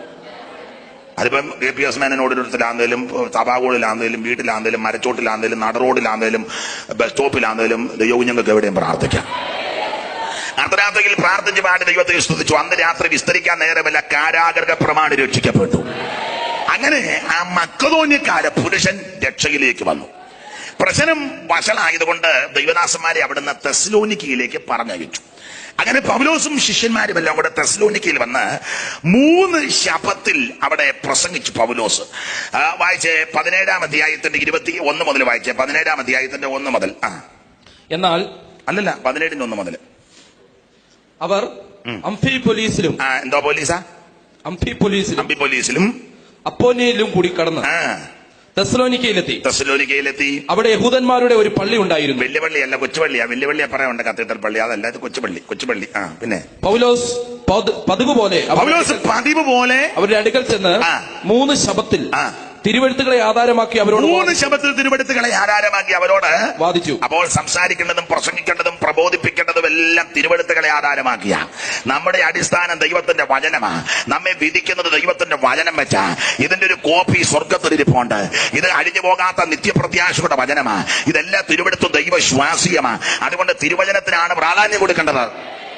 അതാ തിരുവെഴുത്തുകളെ ആധാരമാക്കി സംസാരിച്ചു. അടുത്ത വാക്യം, ക്രിസ്തു കഷ്ടം അനുഭവിക്കുകയും മരിച്ചവരിൽ നിന്ന് ഉയർത്തെഴുന്നേൽക്കുകയും ചെയ്യേണ്ടതെന്നും ഞാൻ നിങ്ങളോട് അറിയിക്കുന്ന ഈ യേശു തന്നെ ക്രിസ്തു എന്ന് തെളിയിച്ച് വിവരിച്ചു കൊണ്ടിരുന്നു. അടുത്ത വാക്യം, അവരിൽ ചിലരും ഭക്തിയുള്ള യവനന്മാരിൽ ഒരു വലിയ കൂട്ടവും. അവരിൽ ചിലരെന്ന് പറഞ്ഞാൽ യഹൂദന്മാര് കുറച്ചുപേര്. അതാ അവരെന്ന് ഇവിടെ ഉദ്ദേശിച്ചത്. യഹൂദന്മാര് കുറച്ചുപേര്, ഭക്തിയുള്ള യവനന്മാരൊരു വലിയ കൂട്ടവും. മാന്യ സ്ത്രീകളിൽ അനേകരും വിശ്വസിച്ച് പൗലോസിനോടും ശീലാസിനോടും ചേർന്നു. അങ്ങനെയാണ് തെസ്സലോനിക്കായിൽ സഭയുണ്ടായത്.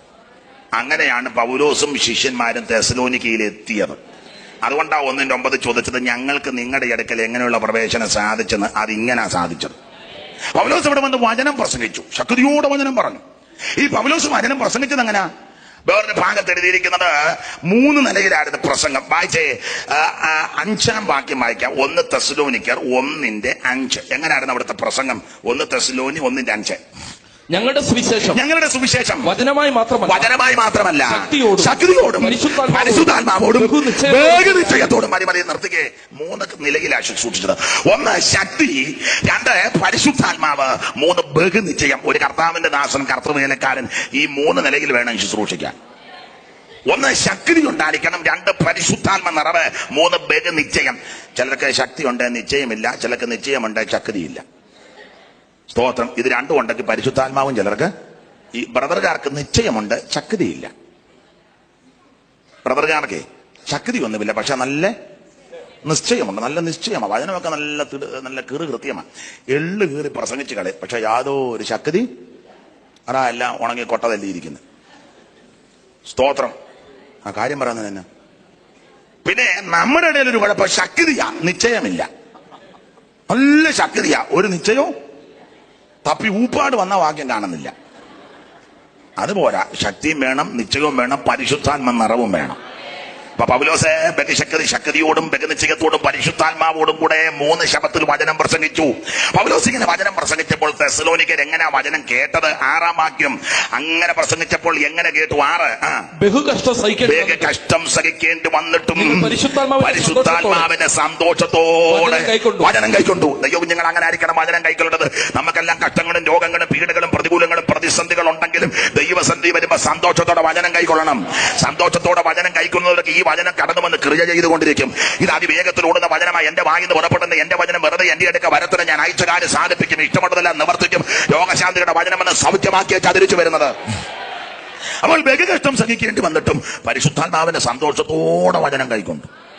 അപ്പൊ ശ്രദ്ധിക്കുക, ഇവിടെ ഈ പൗലോസ് സംസാരിച്ചപ്പോൾ സന്തോഷത്തോടെ അവർ വചനം കൈക്കൊണ്ടു. ദൈവമക്കൾ സന്തോഷത്തോടെ വചനം കൈക്കൊള്ളണം.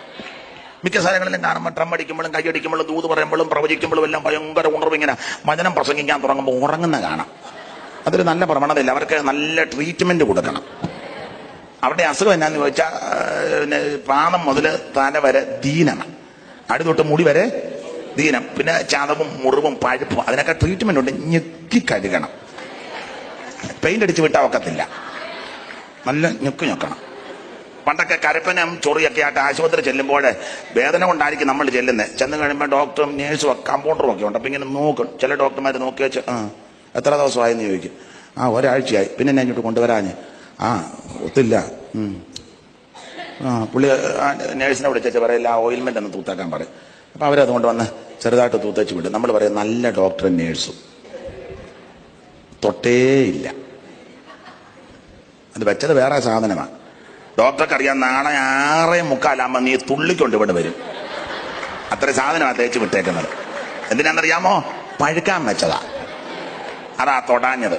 ഇപ്പൊ ഒരുമാതിരിപ്പെട്ടവരെല്ലാം പഴുക്കാൻ വെച്ചായി പോകുന്നത്. തൊടുകയല്ലോ. അപ്പൊ ഇത് തൂത്തേച്ച് വിടും, പൊക്കോളാൻ പറയും. രാത്രി ഒരു 12:30 കഴിയുമ്പോ വിങ്ങും. നാടൻ ഭാഷയാ.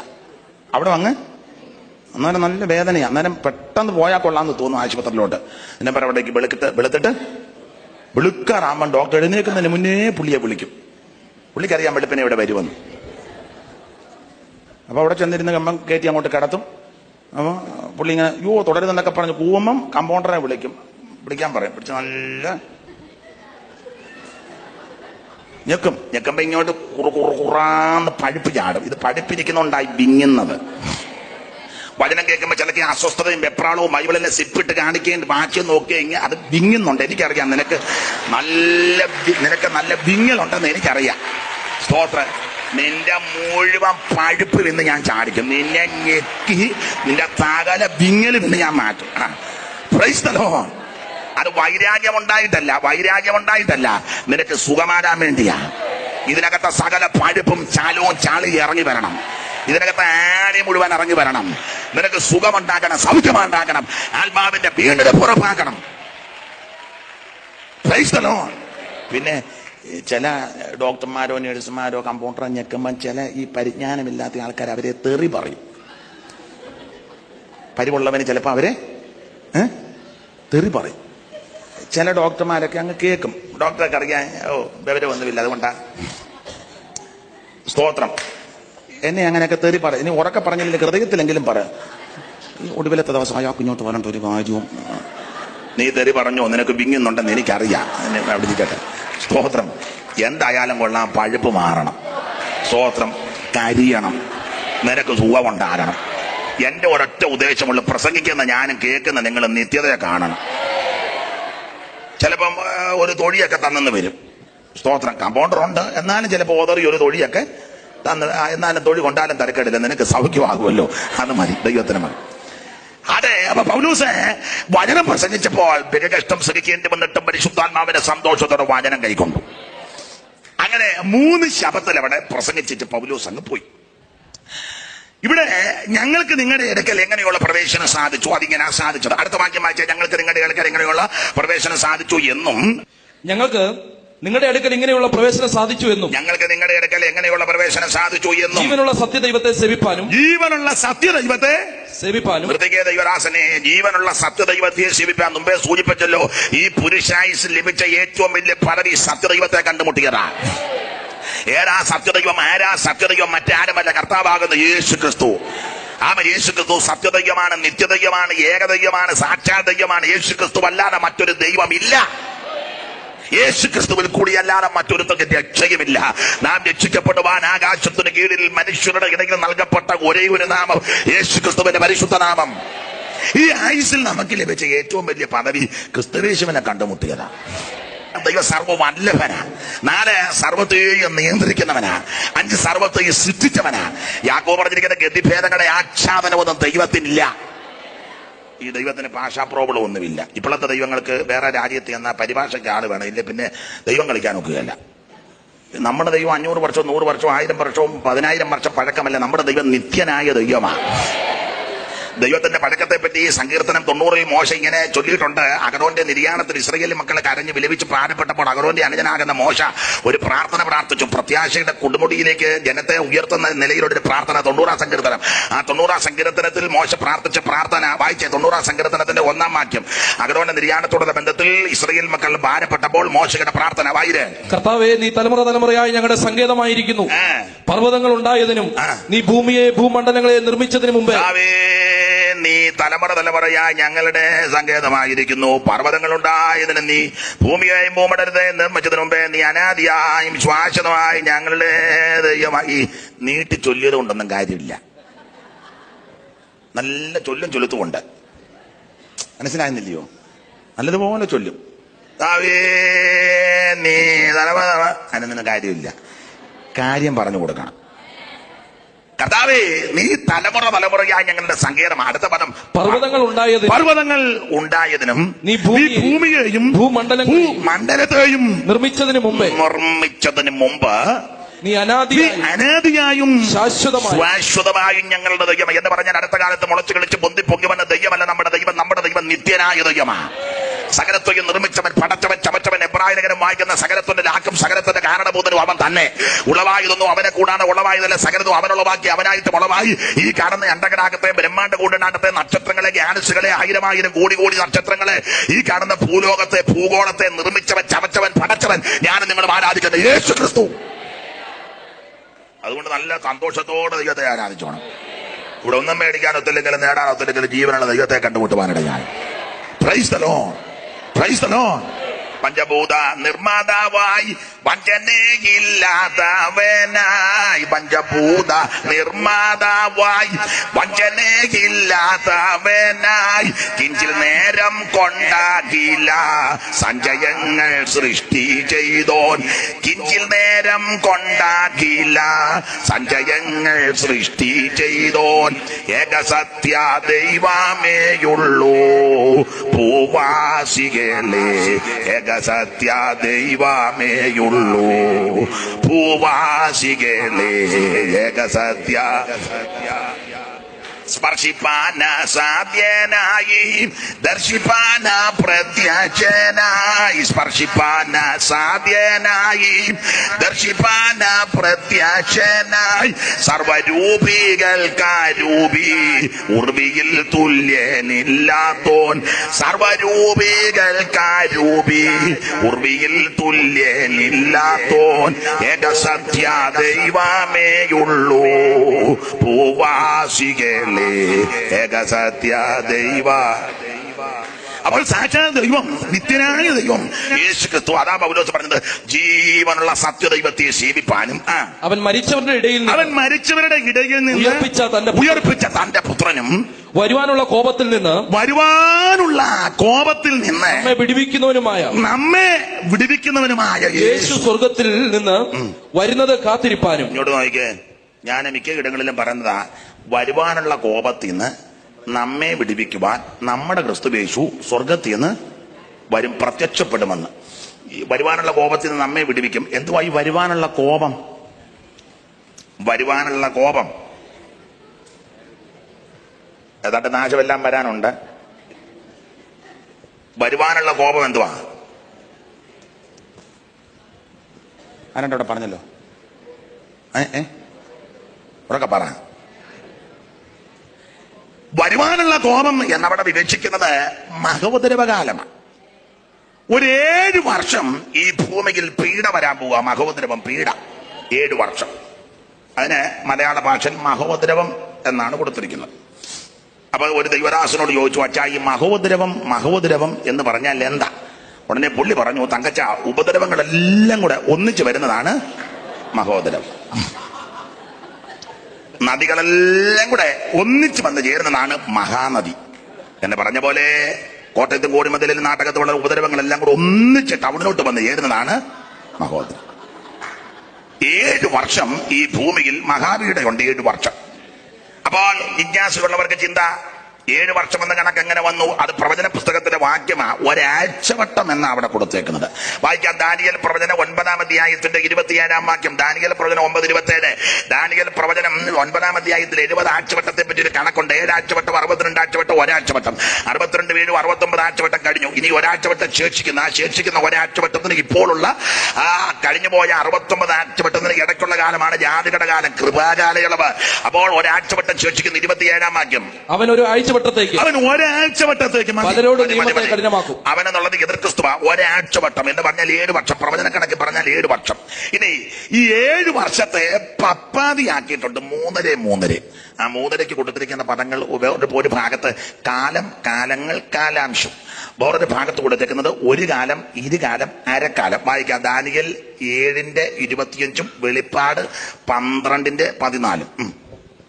അവൻ അത്യുന്നതനായവന് വിരോധമായി വമ്പ് പറയുകയും അത്യുന്നതനായവന്റെ വിശുദ്ധന്മാരെ ഒടുക്കി കളയുകയും ചെയ്യും. അടുത്തത് സമയങ്ങളെയും നിയമങ്ങളെയും മാറ്റുവാൻ ശ്രമിക്കുകയും ചെയ്യും. അടുത്ത പദം കാലവും കാലങ്ങളും കാലാംശം മതി. 3 പദമാ. കാലം, കാലങ്ങൾ, കാലാംശം. കാലം 1 വർഷം, കാലങ്ങൾ 2 വർഷം, കാലാംശം 1/2 വർഷം. അപ്പൊ 1, 2, 3, 3.5. ഇനി വെളിപ്പാട് പുസ്തകത്തിൽ കുറച്ചുകൂടെ ക്ലിയർ ആക്കി. ഒരു കാലം, ഇരുകാലം, അരക്കാലം എന്ന 12, 14. വെളിപ്പാട് പുസ്തകം 12-ാം അധ്യായം 14-ാം വാക്യം.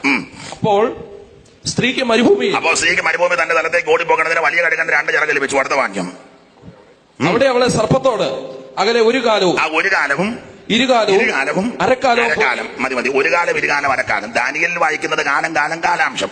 കുറച്ചുകൂടെ ക്ലിയർ ആ വെളിപ്പാട് പുസ്തകം. ഒരു കാലം, ഇരുകാലം, അരക്കാലം. ഒരു കാലം 1 വർഷം, ഇരുകാലം 2 വർഷം, അരക്കാലം 1/2 വർഷം. അപ്പൊ 1, 2, 3 വരെ 3.5 വർഷം. ഈ 3.5 വർഷം എന്ന് പറഞ്ഞാൽ എത്ര മാസം? എത്ര മാസമാ 1 വർഷം? 12. അപ്പൊ 3.5 വർഷം എന്ന് പറഞ്ഞാൽ എത്ര മാസം? 12, 3, 36. 36 ആറും 42. 12 മാസം വലിയ 1 വർഷം. 11, 12, 12, 24, 13, 3, 36, 14, 48, 15. ഇവിടെ പഠിച്ചല്ലോ. അപ്പൊ 12, 3, 36. 36 ആറും 42. 42 മാസം. അതിന് വാക്യം തരാം. 11, 2 വെളിപ്പാട്. എല്ലാത്തിനും വാക്യമുണ്ട്. ആലയത്തിന് പുറത്തുള്ള പ്രാകാരം അളക്കാതെ വിട്ടേക്ക്. ആലയത്തിന് പുറത്തുള്ള പ്രാകാരം അളക്കാതെ വിട്ടേക്കാണ് ജാതികൾക്ക് കൊടുത്തിരിക്കുന്നു. അടുത്തത് അവർ വിശുദ്ധ നഗരത്തെ 42 മാസം. കണ്ടോ? മാസക്കണക്ക്, കൃത്യം.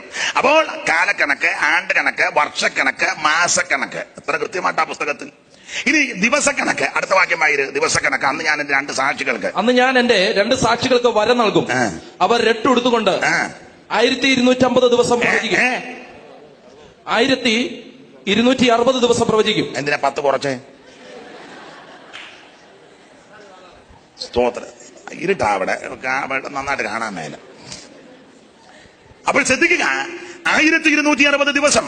അപ്പോൾ ദിവസക്കണക്ക്, മാസക്കണക്ക്, കാലക്കണക്ക്, ആണ്ട് കണക്ക്, വർഷക്കണക്ക് അതെല്ലാം കൃത്യമായിട്ടായി പുസ്തകത്തിൽ കൊടുത്തിരിക്കുന്നത്. അതുകൊണ്ട് ഇതുപോലെ ശ്രേഷ്ഠതയേറിയ പുസ്തകം വേറെ ഇല്ല. ഇത് ഊകാഭോഗവും കെട്ടുകഥയും അമ്മമ്മക്കഥയും ഉമ്മാക്കിക്കഥയും കിഴവിക്കഥയല്ല, ദൈവത്തിന്റെ വചനമാണ്. ഇത് സ്വർഗത്തിലേക്ക് സ്ഥിരമായ. ഇത് എടുത്തത് ഭാഗ്യമാ, വന്നു കയറിയത് ഭാഗ്യമാ, ഇത് ചെന്ന് കയറിയത് അനുഗ്രഹമാ. ഇത് വന്നു കയറിയവന്റെ വീടിനെല്ലാം വിടുതലാ. ഇതെടുത്തവനെ സന്തതിക്ക് ദോഷമൊന്നും വന്നിട്ടില്ല, വരത്തില്ല. എന്നെ മാനിക്കുന്നവനെ ഞാൻ മാനിക്കും, എന്നെ ആദരിക്കുന്നവനെ ഞാൻ ആദരിക്കുമെന്ന് അരുളി ചെയ്ത സർവ്വജഗതനായ ദൈവത്തെ ആരാധിക്കുന്ന, ദൈവത്തെ സേവിക്കുന്ന, ദൈവവചനം അന്വേഷിക്കുന്ന, വചനം പഠിക്കുന്ന, വചനം ആചരിക്കുന്ന, വചനം പ്രസംഗിക്കുന്ന ദൈവകുഞ്ഞുങ്ങളോട് ഇന്ന് പകൽ ഒരു കാര്യം ഉറപ്പിച്ച് തെറപ്പിച്ച് വീണ്ടും പറയാ, ഇതെടുത്തവർക്കാർക്കും ദോഷം വന്നിട്ടില്ല, വരത്തില്ല. Price the Lord. ഞാൻ ഒരു കാര്യം നിങ്ങൾ അടങ്ങിയാലും പടങ്ങിയാലും കൊണ്ട, ഇതല്ലയോ നമ്മളെ ഇത്രത്തോളം ഉയർത്തിയത്? ഇതല്ലയോ നിന്നെ ഇത്രത്തോളം മാനിച്ചത്? ഇതെടുത്തതല്ലയോ നിന്റെ കുടുംബത്തിന് അനുഗ്രഹം? ഇത് വന്നു കയറിയതല്ലയോ നിന്റെ ദേശത്തിന് അനുഗ്രഹം? ഹല്ലേലൂയ. അജ്ഞനെ ജ്ഞാനിയാക്കുവാൻ വചനജ്ഞാനമാ. അജ്ഞനെ ജ്ഞാനിയാക്കുവാൻ വചനജ്ഞാനമാ. മാമേ സത്യത്തിൽ അത് കാക്കുവാൻ. ഓ സത്യത്തിൽ അത് ഓ ഒഴിഞ്ഞാൽ നിത്യനാശം കാലിനൊരു പ്രകാശം. ആമേൻ. ഒഴിഞ്ഞാൽ നിത്യനാശം കാലിനൊരു പ്രകാശം. ഓ കേൾക്കുക നാം, കാക്കുക നാം ജീവന്റെ വാക്യങ്ങൾ. ജീവന്റെ വാക്യങ്ങൾ. കരമുയർത്തി ഹല്ലേലൂയ പാട്. ഇന്നലെ ഞാൻ ഒരു കല്യാണത്തിന് നിന്നപ്പം ഒരുത്തനെ കൊണ്ട് പറഞ്ഞു, ഇപ്പം സങ്കീർത്തനം വായിക്കും, ആശീർവാദ സങ്കീർത്തനം 128. അന്നേരം അവന്, ഞാൻ വേദപുസ്തകം കാണുന്നില്ലല്ലോ, ഞാനങ്ങ് താഴെയായിപ്പോയി. സ്റ്റേജിലായിരുന്നേ അവൻ ഒരു നടക്കൊന്നും പോവുകയല്ല. അവൻ ഇന്ന് വെച്ചിങ്ങനെ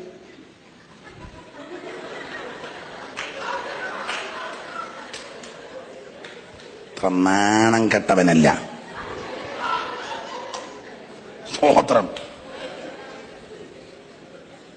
എടാ കർമ്മദോഷി, ആ ബെഞ്ചമിൻ ബെയ്ലിയും CMSലെ മിഷണറിമാരും ഒക്കെ എന്ത് കഷ്ടപ്പെട്ട് അച്ചുകൂടം ഉണ്ടാക്കി പങ്കപ്പാടെടുത്ത് ഈ പുസ്തകം ഒന്ന് നിർമ്മിച്ച് തരാൻ എന്ത് കഷ്ടപ്പെട്ട്. പെന്തിക്കോസുകാരൊന്നും കഷ്ടപ്പെട്ടുന്നില്ല. പെന്തിക്കോസുകാർ ഇങ്ങനെ ആത്മാവിലാകാനല്ലാതെ, നിന്നെ പെടലിട്ട് വെട്ടിക്കാനല്ലാതെ നിനക്ക് തന്നെ അറിയാം. സ്തോത്രം. ആ മിഷനറിമാരെന്ത് കഷ്ടപ്പെട്ട് ആ ചൂടുമൊക്കെ ഉണ്ടാക്കി. സ്തോത്രം. ഇതൊന്ന് നമ്മുടെ കയ്യിലോട്ട് തരാൻ ഇത് പിതാക്കന്മാരും മാതാക്കളും എല്ലാം വായിച്ചപ്പോ സത്യം പിടികിട്ടി. അന്നേരം അവര് പള്ളിയും പട്ടക്കാരെയും സമുദായവും കത്തീഡ്രൽ പള്ളിയെല്ലാം വിട്ടേച്ച് മരത്തിന്റെ ചോട്ടിലും ഇറയത്തും പറമ്പിലും കപ്പക്കാലായിലും എല്ലാം പോയി ആത്മാവി ആരാധിച്ച് ഇത് മാറോട് ചേർത്ത്, ഹല്ലേലൂയ, ഇത് മാറോട് ചേർത്ത് എന്നും ഇത് വായിച്ച് എന്നും ഇത് ധ്യാനിച്ച്, ഹല്ലേലൂയ, ഇത് ചുമ്മിക്കോട്ട് നടന്നതാ. ഇതാ നമ്മളെ ഇത്രത്തോളം ഉയർത്തിയത്. ബാക്കി ഞാൻ വൈകിട്ട് തരാം. ഇനി ബാ, എല്ലാം കൂടെ അങ്ങനെ പറയുന്നത്. വൈകിട്ട് വരാത്ത ആരെങ്കിലും ഉണ്ടെ കൈ പൊക്കിക്കുക. അവരോട് ഒന്ന് രണ്ട് കാര്യം പറഞ്ഞു വിടാനുണ്ട്. ചില കാര്യം പറയാം. സ്തോത്രം. ബാക്കി എല്ലാവരും വരുമല്ലോ. സ്തോത്രം. ഇത് എടുക്കുന്നത് ഒരു അനുഗ്രഹമാണ്. സ്തോത്രം. ഞാൻ എപ്പോഴും പറയും, ഞാൻ ഈ പെന്തിക്കോസ് വന്നത് എന്ത് ഭാഗ്യമായെന്നറിയാം. അയ്യോ, പിന്നെ നല്ല ഭക്ഷണമൊക്കെ കഴിച്ചത് ഈ പെന്തിക്കോസ് വന്നേ പിന്നെ. അതെ, നല്ല ആൾക്കാരുമായിട്ട് ഇടപെട്ടതൊക്കെ പെന്തിക്കോസ് വന്നേ പിന്നെ. മാന്യമായിട്ട് ഇടപെടാൻ ശീലിച്ചതും പഠിച്ചതും എല്ലാം പെന്തിക്കോസ് വന്നേ പിന്നെ. സ്തോത്രം, സ്തോത്രം. കൃപയിൽ വന്നതാ ഭാഗ്യം. എല്ലാം ഞാൻ വിവരിക്കുന്നില്ല. കർത്താവിന് മഹത്വം. ദൈവം ഇത്രത്തോളം നമ്മെ ഉയർത്തി. എന്റെ പിതാവിന് കള്ളിഷാപ്പിലെ ജോലിയായിരുന്നു. ചെത്ത് തൊഴിലാളി യൂണിയനിൽപ്പെട്ടയാളാ. 40-45 വർഷം ഷാപ്പിലെ ജോലിയായിരുന്നു. അപ്പം മരിച്ചു കഴിഞ്ഞാൽ അപ്പന്റെ ജോലി പിള്ളേർക്ക് കിട്ടും. യൂണിയനിൽ അങ്ങനെ. അപ്പം ഞാൻ ഈ കൃപയെ വന്നില്ലായിരുന്നെ വല്ല തെങ്ങിന്റെ മണ്ടെന്ന് വീണ് ചത്തേനും. എനിക്ക് തെങ്ങ് കയറ്റം അറിയത്തില്ല. കയറ്റമറിയാത്ത എന്നെ പിടിച്ച് കയറ്റിയ ഞാൻ മിക്കവാറും താഴെ വീണ് ചാകാന് ഒന്നേ നടുവോ നട്ടല്ലോ ഒടിഞ്ഞ്. സ്തോത്രം. അത് പണ്ട് പാടിയായിരുന്നല്ലോ, തെങ്ങ് കയറ്റത്തിന് അവിടെ ചെത്ത് ദോഷമാ. ഗുരുദേവനും അങ്ങനെ തന്നെ പറഞ്ഞേ, ഉണ്ടാക്കരുത്, കുടിക്കരുത്, രുചിക്കരുതെന്നൊക്കെ ആ നല്ല മനുഷ്യൻ പറഞ്ഞു. അപ്പൊ അന്ന് ആശാനാന്നോ ആരും എഴുതി അപ്പം ചെത്താൻ പോയപ്പോൾ മോനെ കണ്ണീരോടെ പറഞ്ഞ അപ്പം പോകരുതെന്ന്. അപ്പൊ അത് ഇങ്ങനെ എഴുതി, വെളിയിലൊന്നും പാടരുത്, തല്ലുകൊണ്ട് ഊപ്പാട് വരും. മുട്ടനിരിട്ടത്ത് തത്തി കയറുമ്പോൾ എന്റെ അച്ഛന്റെ കൈകാലൊലിച്ചിരത്തെറ്റി താഴത്തു വീണന്റെ അസ്ഥിയൊടിയുമ്പോൾ കൊട്ട വെച്ച് വാരണം എന്റെ അച്ഛനെ എന്റെ അമ്മ വന്ന് ചെത്താൻ പോകരുത് അച്ഛൻ ഇനി മേലിൽ. ഉടങ്ങി നിന്ന് പാടരുത്. മുട്ടനിരിട്ടത്ത് തത്തിക്കേറുമ്പോൾ എന്റെ അച്ഛന്റെ കൈകാലൊലിച്ചിരത്തെറ്റി താഴത്തു വീണച്ഛന്റെ അസ്ഥിയൊടിയുമ്പോൾ കൊട്ട വെച്ച് വാരണം എന്റെ അച്ഛനെ എന്റെ അമ്മ വന്ന് ചെത്താൻ പോകരുത് അച്ഛൻ ഇനി മേലിൽ. ബാക്കി ഞാൻ പാടുന്നില്ല, പല്ലിന്റെ ആറാട്ടായിരിക്കും. സ്തോത്രം. ഈ പുസ്തകം എടുത്തത് അനുഗ്രഹം. ഹല്ലേലൂയ. കൊച്ചുവെള്ളത്തെ കയറി അക്കരെ കയറി നടന്ന ഞാന് അവസാനം പിന്നെ ഫ്ലൈറ്റിലെല്ലാം കയറി ഇരുന്ന് അയ്യമേ. സ്തോത്രം. ഞാൻ ഇതെല്ലാം പുസ്തകം എടുത്തതാന്നേ. ഒരിക്കലും വിദേശത്ത് വന്നിരിച്ച് എന്നോട് എന്റെ സ്നേഹിതൻ ചോദിച്ചു, കോട്ടുണ്ടോ എന്ന് ചോദിച്ചു. ഞാൻ പറഞ്ഞു കോട്ടില്ല, വന്നിട്ടുണ്ടായിരുന്നെന്ന് പറഞ്ഞു. പിന്നെ കോട്ട് വന്നിട്ടുണ്ട്.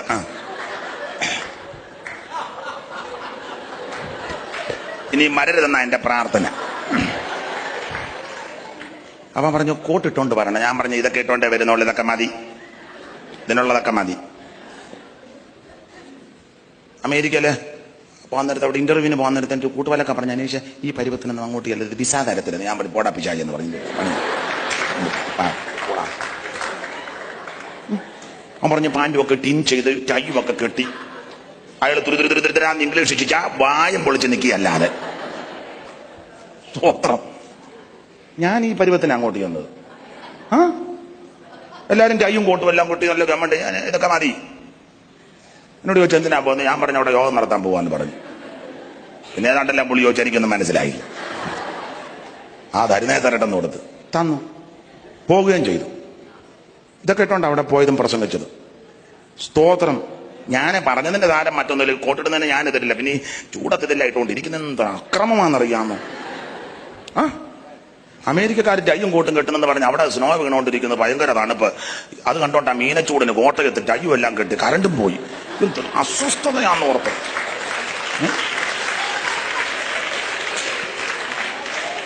എന്തൊരു അക്രമമാണെന്നാ ഓർക്കുന്നത്. ഈ ചൂടും പിടിച്ച് ഈ സാമാന്യ മര്യാദ എന്ന് പറയുന്നുണ്ട്. സ്തോത്രം. ഞാൻ പോകുന്നു പറയുന്നില്ല, പോട്ടെ. ഒരു കാര്യം എനിക്ക് ഉറപ്പിച്ചത്, ഇതെടുത്തതാ ഭാഗ്യം. സ്തോത്രം. ആരും പിന്മാറി പോകരുത്, ആരും പുറകോട്ട് സ്റ്റെപ്പ് വെക്കരുത്. വെച്ച കാലം ഒന്നുകൂടെ മുമ്പോട്ട് വെച്ചോണം. പിന്മാറുന്നവെങ്കിൽ എന്റെ ഉള്ളത്തിനവന് പ്രസാദമില്ല. നാമോ നാശത്തിലേക്ക് പിന്മാറുന്നവരുടെ കൂട്ടത്തിലല്ല, വിശ്വസിച്ച് ജീവരക്ഷ പ്രാപിക്കുന്നവർ. ഹല്ലേലൂയ. സ്തോത്രം, സ്തോത്രം, സ്തോത്രം, സ്തോത്രം. ഇതാണ് നമ്മളെ ഇത്രത്തോളം ഉയർത്തിയത്. മുൻപോട്ട് ഓടിച്ചു പോകട്ടെ. അപ്പോൾ കാലങ്ങൾ, കാലാംശം, ഒരു കാലം, ഇരുകാലം, അരക്കാലം. ഇനി ഈ മഹോദരവത്തിന് വേറൊരു പദമുണ്ട്. പ്രവചന പുസ്തകത്തിൽ യാക്കോബിന്റെ കഷ്ടകാലം എന്നുള്ള പദം കൊടുത്തിട്ടുണ്ട്. ഇനി വേറൊരു ഭാഗത്ത് കൊടുത്തിരിക്കുന്നത് കുഞ്ഞാട്ടിന്റെ കോപദിവസം എന്നൊരു പദം. വായിച്ചേ, വെളിപ്പാട് 6:12. അവിടെ കുഞ്ഞാട്ടിന്റെ കോപദിവസം എന്നാ കൊടുത്തിരിക്കുന്നത്. വെളിപ്പാട് 6:12. ആറാം മുദ്ര പൊട്ടിച്ചപ്പോൾ വലിയൊരു ഭൂകമ്പം. വെളിപ്പാട് പുസ്തകം 6-ാം അധ്യായത്തിൽ 6 മുദ്ര പൊട്ടിക്കുന്ന വസ്തുതയാണ് കാണുന്നത്. 1-ാം അധ്യായത്തിൽ തേജസ്കരിക്കപ്പെട്ട യേശു ക്രിസ്തു, 2-3 അധ്യായം ഏഴ് സഭയ്ക്കുള്ള ദൂത്, 4-ാം അധ്യായത്തിൽ സഭ സ്വർഗത്തിൽ, 5-ാം അധ്യായത്തിൽ വീണ്ടെടുപ്പിന്റെ കാലം, ഭൂമിയുടെ വീണ്ടെടുപ്പ്, 6-ാം അധ്യായത്തിന്റെ 1 മുതൽ 19-10 വരെ സഭ സ്വർഗത്തിൽ 7 വർഷം, ഭൂമിയിൽ മഹാപീഠ. വെളിപ്പാട് 19-11 സഭ സ്വർഗത്തിൽ നിന്ന് ഇറങ്ങി വരുന്നു. വെളിപ്പാട് 20-ാം അധ്യായം 1000 ആണ്ട് വാഴ്ച.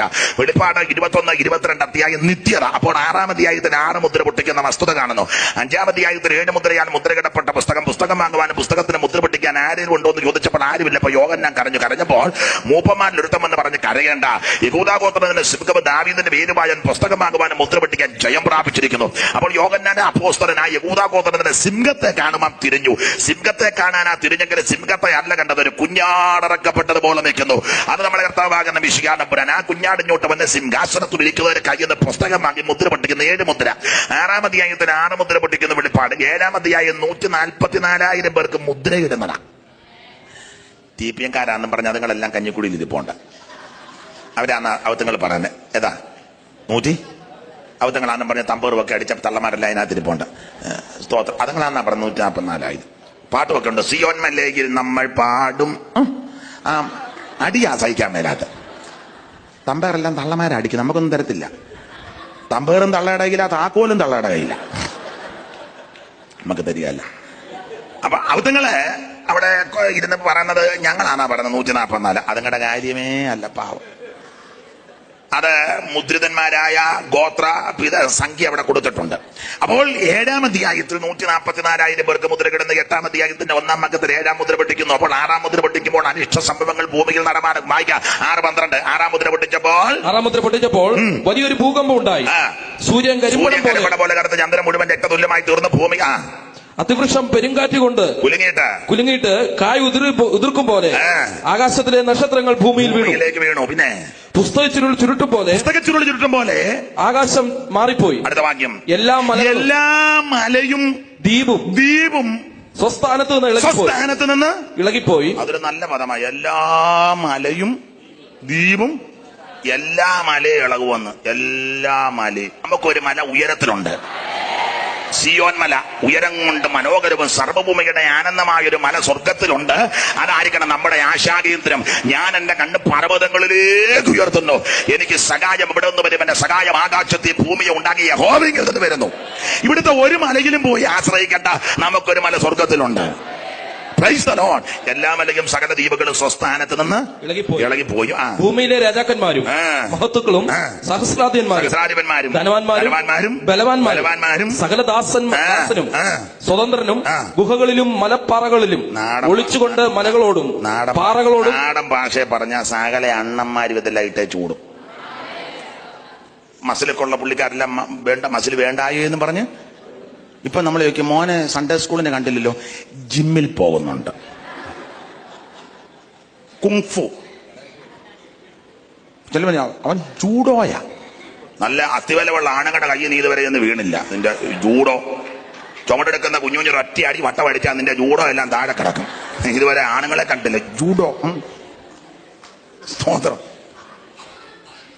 അപ്പൊ ഒരു കാര്യം പറയാം, സകല ബലവാന്മാരും ധനവാന്മാരും ദാസനും സ്വതന്ത്രനും സകല അണ്ണന്മാരും ഇതെല്ലാം ഇട്ടേ ചോട് വന്ന അന്ന് ദൈവ കുഞ്ഞുങ്ങൾ കർത്താവിനോട് കൂടെ ആനന്ദിക്കും.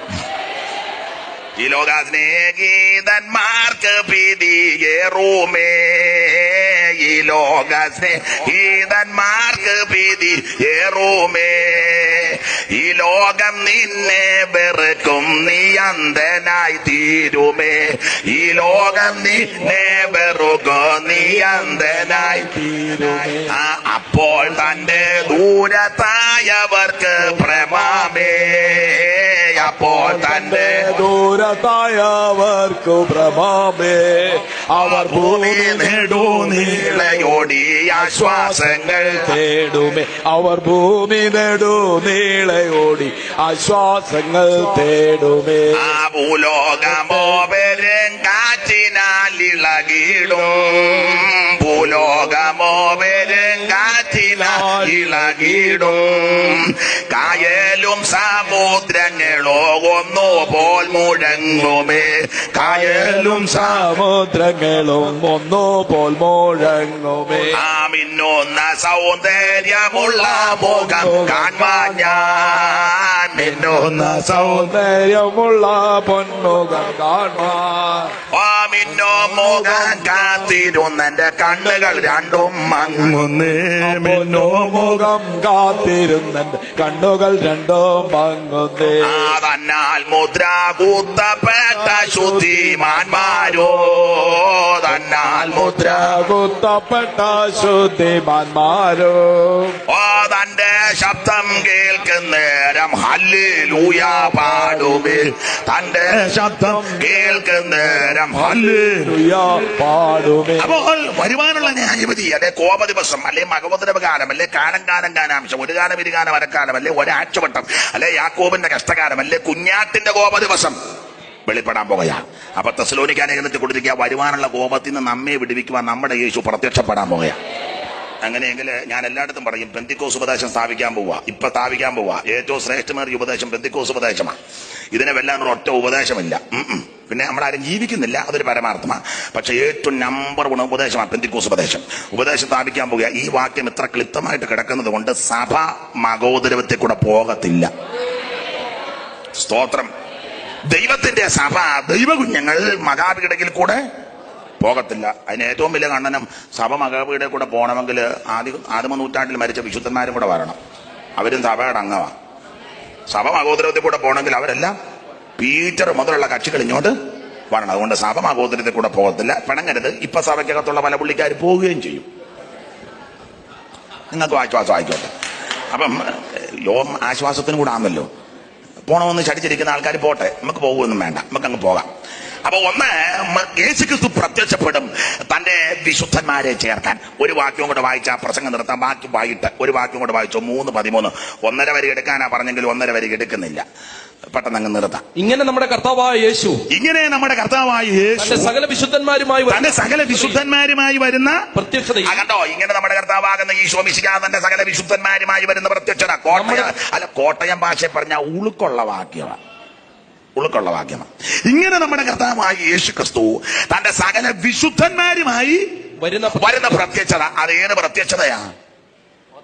മഹത്വ പ്രത്യക്ഷത. എന്തുവാ ഈ മഹത്വ പ്രത്യക്ഷത? എത്ര പ്രത്യക്ഷതയുണ്ട്?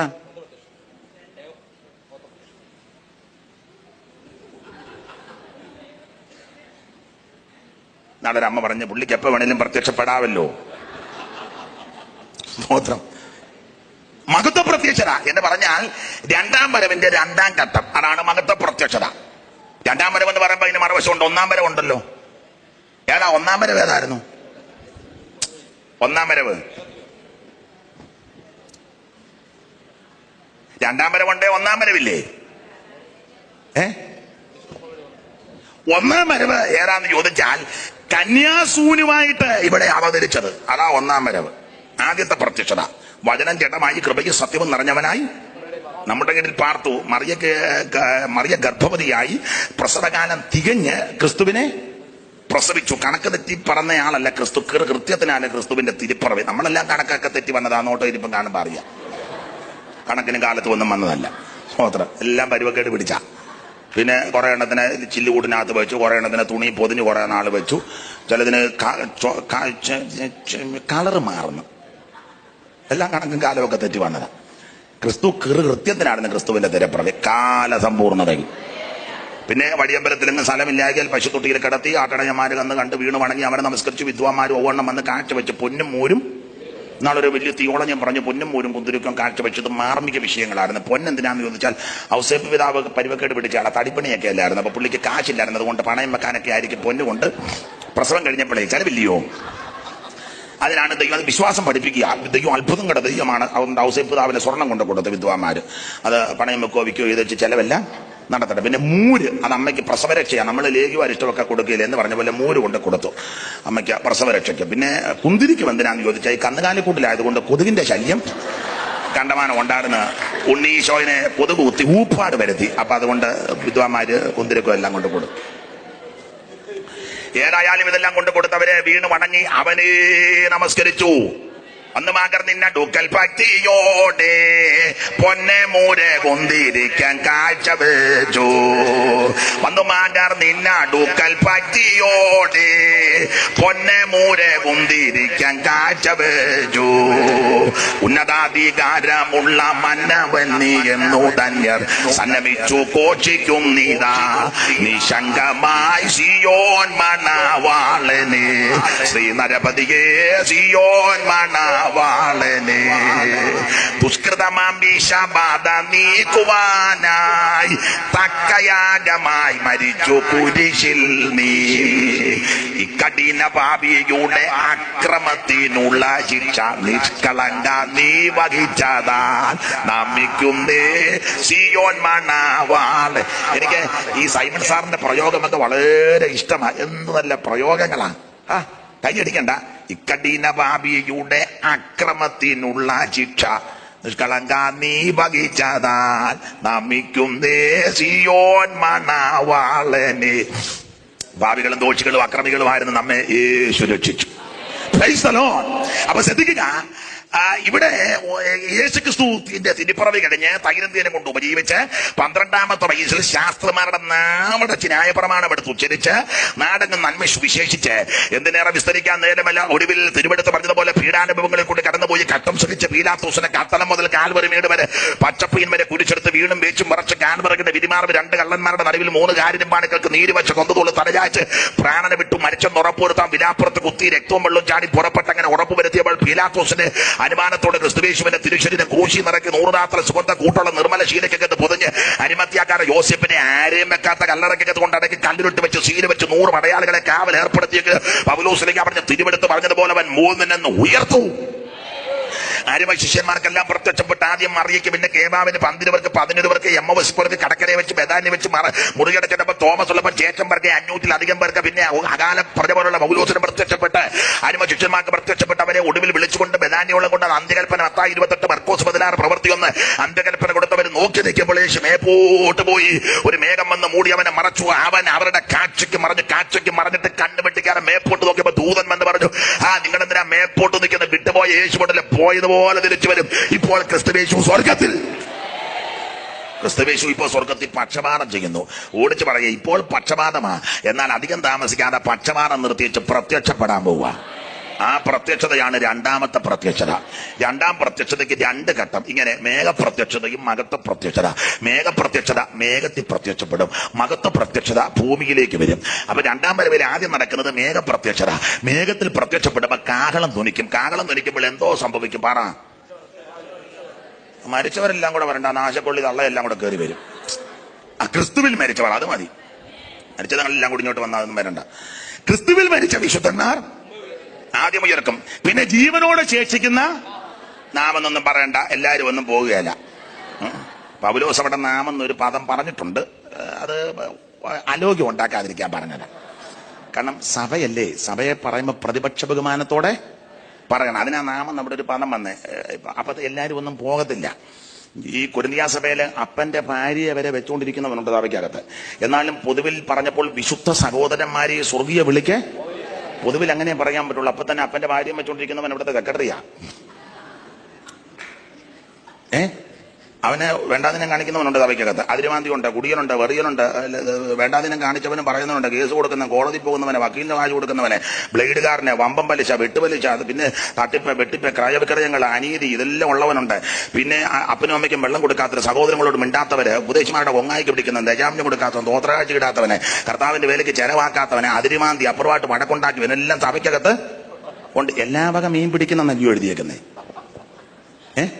എല്ലാ വക, അത് എല്ലാ വകയുണ്ട്, എല്ലാ വകയുണ്ട്. പണ്ടൊരു അച്ഛനോട്, ഞങ്ങളുടെ ഒരു അച്ഛനോട് ചോദിച്ചു, അച്ഛൻ ഇപ്പൊ ഏത് ഇടവകയിലാന്ന്? പുള്ളി പറയോ, ഞാനോ ഈ ഇടവകയിലൊന്നും വല്ല ഈ വകയുടെ എല്ലാ ഇടയിലാന്ന് പറഞ്ഞു. ഇടവകയിലൊന്നുമല്ല, ഈ വകയുടെ അല്ല, ഇടയല എന്ന് പറഞ്ഞ പോലെ എല്ലാ വക മീൻ പിടിക്കുന്ന വലയ. അപ്പൊ ശ്രദ്ധിക്കുക, അങ്ങനെയുള്ള ഒത്തിരി കക്ഷികൾ സഭയ്ക്കകത്തുണ്ട്. എന്നാലും പൊതുവിൽ പറയുമ്പം വിശുദ്ധ സഹോദരന്മാരെന്നെ കൊള്ളക്കാരെല്ലാം കൂടെ കല്ലേലിയ പറയാൻ പറ്റുമോ? അങ്ങനൊന്നും പറയരുത്. കൊള്ളക്കാരെല്ലാം കൂടെ കല്ലേലിയ പറഞ്ഞാൽ കൊള്ളക്കാരാന്ന് നമുക്കറിയാം, എന്നാലും അങ്ങനെ പറയാനും നോക്കത്തില്ല. വിശുദ്ധ കരം ഉയർത്തുക, അങ്ങനെയൊക്കെ പറയാൻ പറ്റുള്ളൂ എന്ന് പറഞ്ഞ പോലെ പൗലോസ് നാം എല്ലാവരും എന്ന് പറഞ്ഞെങ്കിലും എല്ലാവരും ഒന്നും പോവുകയില്ല. കർത്താവിന്റെ വരവിൽ പോകണമെങ്കിൽ വേർപാട് പാലിക്കണം, വിശുദ്ധ ജീവിതം നയിക്കണം, ലോകവുമായിട്ട് താതാത്മ്യപ്പെട്ടു പോകരുത്, ലോകത്തെ ത്യജിക്കണം, ലോകത്തെ വെറുക്കണം. ലോകമോഹ ശത്രുത്വമാണ്. ലോകാഡംബരങ്ങൾ മുഴുകുന്നവരാരും മേപ്പോട്ട് പോകത്തില്ല. പൗലോസ് പറഞ്ഞ പക്രികേടും പ്രപഞ്ചമോഹങ്ങളും വർദ്ധിച്ചെങ്കിലേ കർത്താവിന്റെ വരവിൽ എടുക്കപ്പെടുകയുള്ളൂ. ഈ ലോകത്തിന് അനുരൂപ പിരിയം പഠിക്കുന്നവരും ഇത് ഇപ്പം പഠിക്കലങ്ങ് പറയുക, ലിപ്റ്റി കിടുന്നവരും നഖത്തേലടിക്കുന്ന എന്തോ അതിന് പറയുന്നല്ലോ എന്നാ പറയുന്നത്. പിന്നെ അതും ഇതുമെല്ലാം ഈ ഭർത്താക്കന്മാർ എതിരുള്ളവർ ചിലപ്പോൾ ഒന്ന് ഇടും, അതിന്റെ ഇടി കൊള്ളാതിരിക്കാൻ പാവത്തും പേടിച്ചേ. ഇത് ഇവിടെ ഒന്ന് കുത്തി എന്നിട്ടും അമരുന്നില്ല, അതിന് മേളിലൊന്ന് കുത്തി എന്നിട്ടും അമരുന്നില്ല, ഇവിടെ ഇട്ടു എന്നാ പിന്നെ 3-4 പിണിക്കയറോട് ഇട്ടങ്ങ് കെട്ടെ. പിന്നെ കാലിലിട്ടു, പിന്നെ കാപ്പ്, മോതിരം, വള, കൊലിസ് എന്ന് വേണ്ടതെല്ലാം കൊണ്ട് പ്രശ്നമുള്ളവരും വീട്ടിൽ പ്രതികൂലമുള്ളവര് ചിലപ്പോ ഒന്നും ഊരിയില്ലെന്ന് വിചാരിക്കാം. അതൊക്കെ ന്യായമായ കാര്യമാണ്. ഇടുന്നതിന് വലിയൊരു മര്യാദ. സ്തോത്രം ഇല്ല, വെച്ചോ, അത് നീ വെച്ച ചെടക്കിടയ്ക്ക് തടകി വെച്ചു.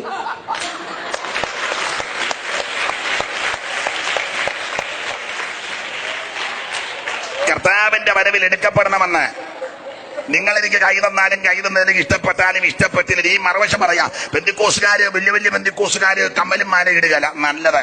ഉടുക്കുന്ന സാരിയോ കമ്മൽ മാല ഇച്ചിച്ചി, കമ്മലിട്ട മാല ഇട്ട ഒരു സഹോദരിയോ ഒരു സഹോദരൻ മോതിരം വിട്ട് വന്ന അതിച്ചീച്ചി. മോതിരം വിടുകയല്ല, അച്ഛൻ മാറ്റി കൊടുത്ത മോതിരം വിടുകയല്ല. കെട്ടുന്ന വാച്ച് റാഡോടെ, അത് 1.5 ലക്ഷത്തിന്റെ മോതിരം വിടുകയല്ല. ആത്മാവിലായപ്പോ മോതിരം വിട് ഉള്ളോട്ട് കളഞ്ഞു. എന്നാ വലിയ അനക്കമൊന്നുമില്ലാത്ത ഉടുക്കുന്ന സാരി, അയ്യോ 60,000-ന്റെ 50,000. ചിലതിനെ കടയൊക്കെ എത്തിയാ വല്ല ഉറങ്ങി വരുമോ? അങ്ങ് കന്ന് നടക്കുമ്പോൾ നടക്കുക കടയ്ക്കകത്തൂടെ. ഉള്ള തുണി മുഴുവൻ വലിച്ചിട്ടാൽ ഒരു താരി എടുക്കാൻ കയറിയതാ, എന്ത് ചെയ്താ ഇറങ്ങി വരികയില്ല. സെയിൽസ്മാൻ ഊപ്പാട് വന്ന് മുഴുവൻ എടുത്തിട്ട് അവന്റെ ഇടവാ അവൻ പ്രാകും നിന്നെ. അതുകൂടി ഇങ്ങോട്ട് എടുത്തു, അത് മുമ്പേ എടുത്തല്ലയോ, നോക്കിയില്ല ഒന്നുകൂടെ എടുത്താട്ടെ. എടുത്തെടുത്ത പണ്ടൊരുത്ത് കയറി മുഴുവൻ എടുപ്പിച്ച ചോദിച്ചു ഇനിയുണ്ടോ? അവൻ പറഞ്ഞു ഇനി എന്റെ മുണ്ടാന്ന് പറഞ്ഞു. അത് ഞാൻ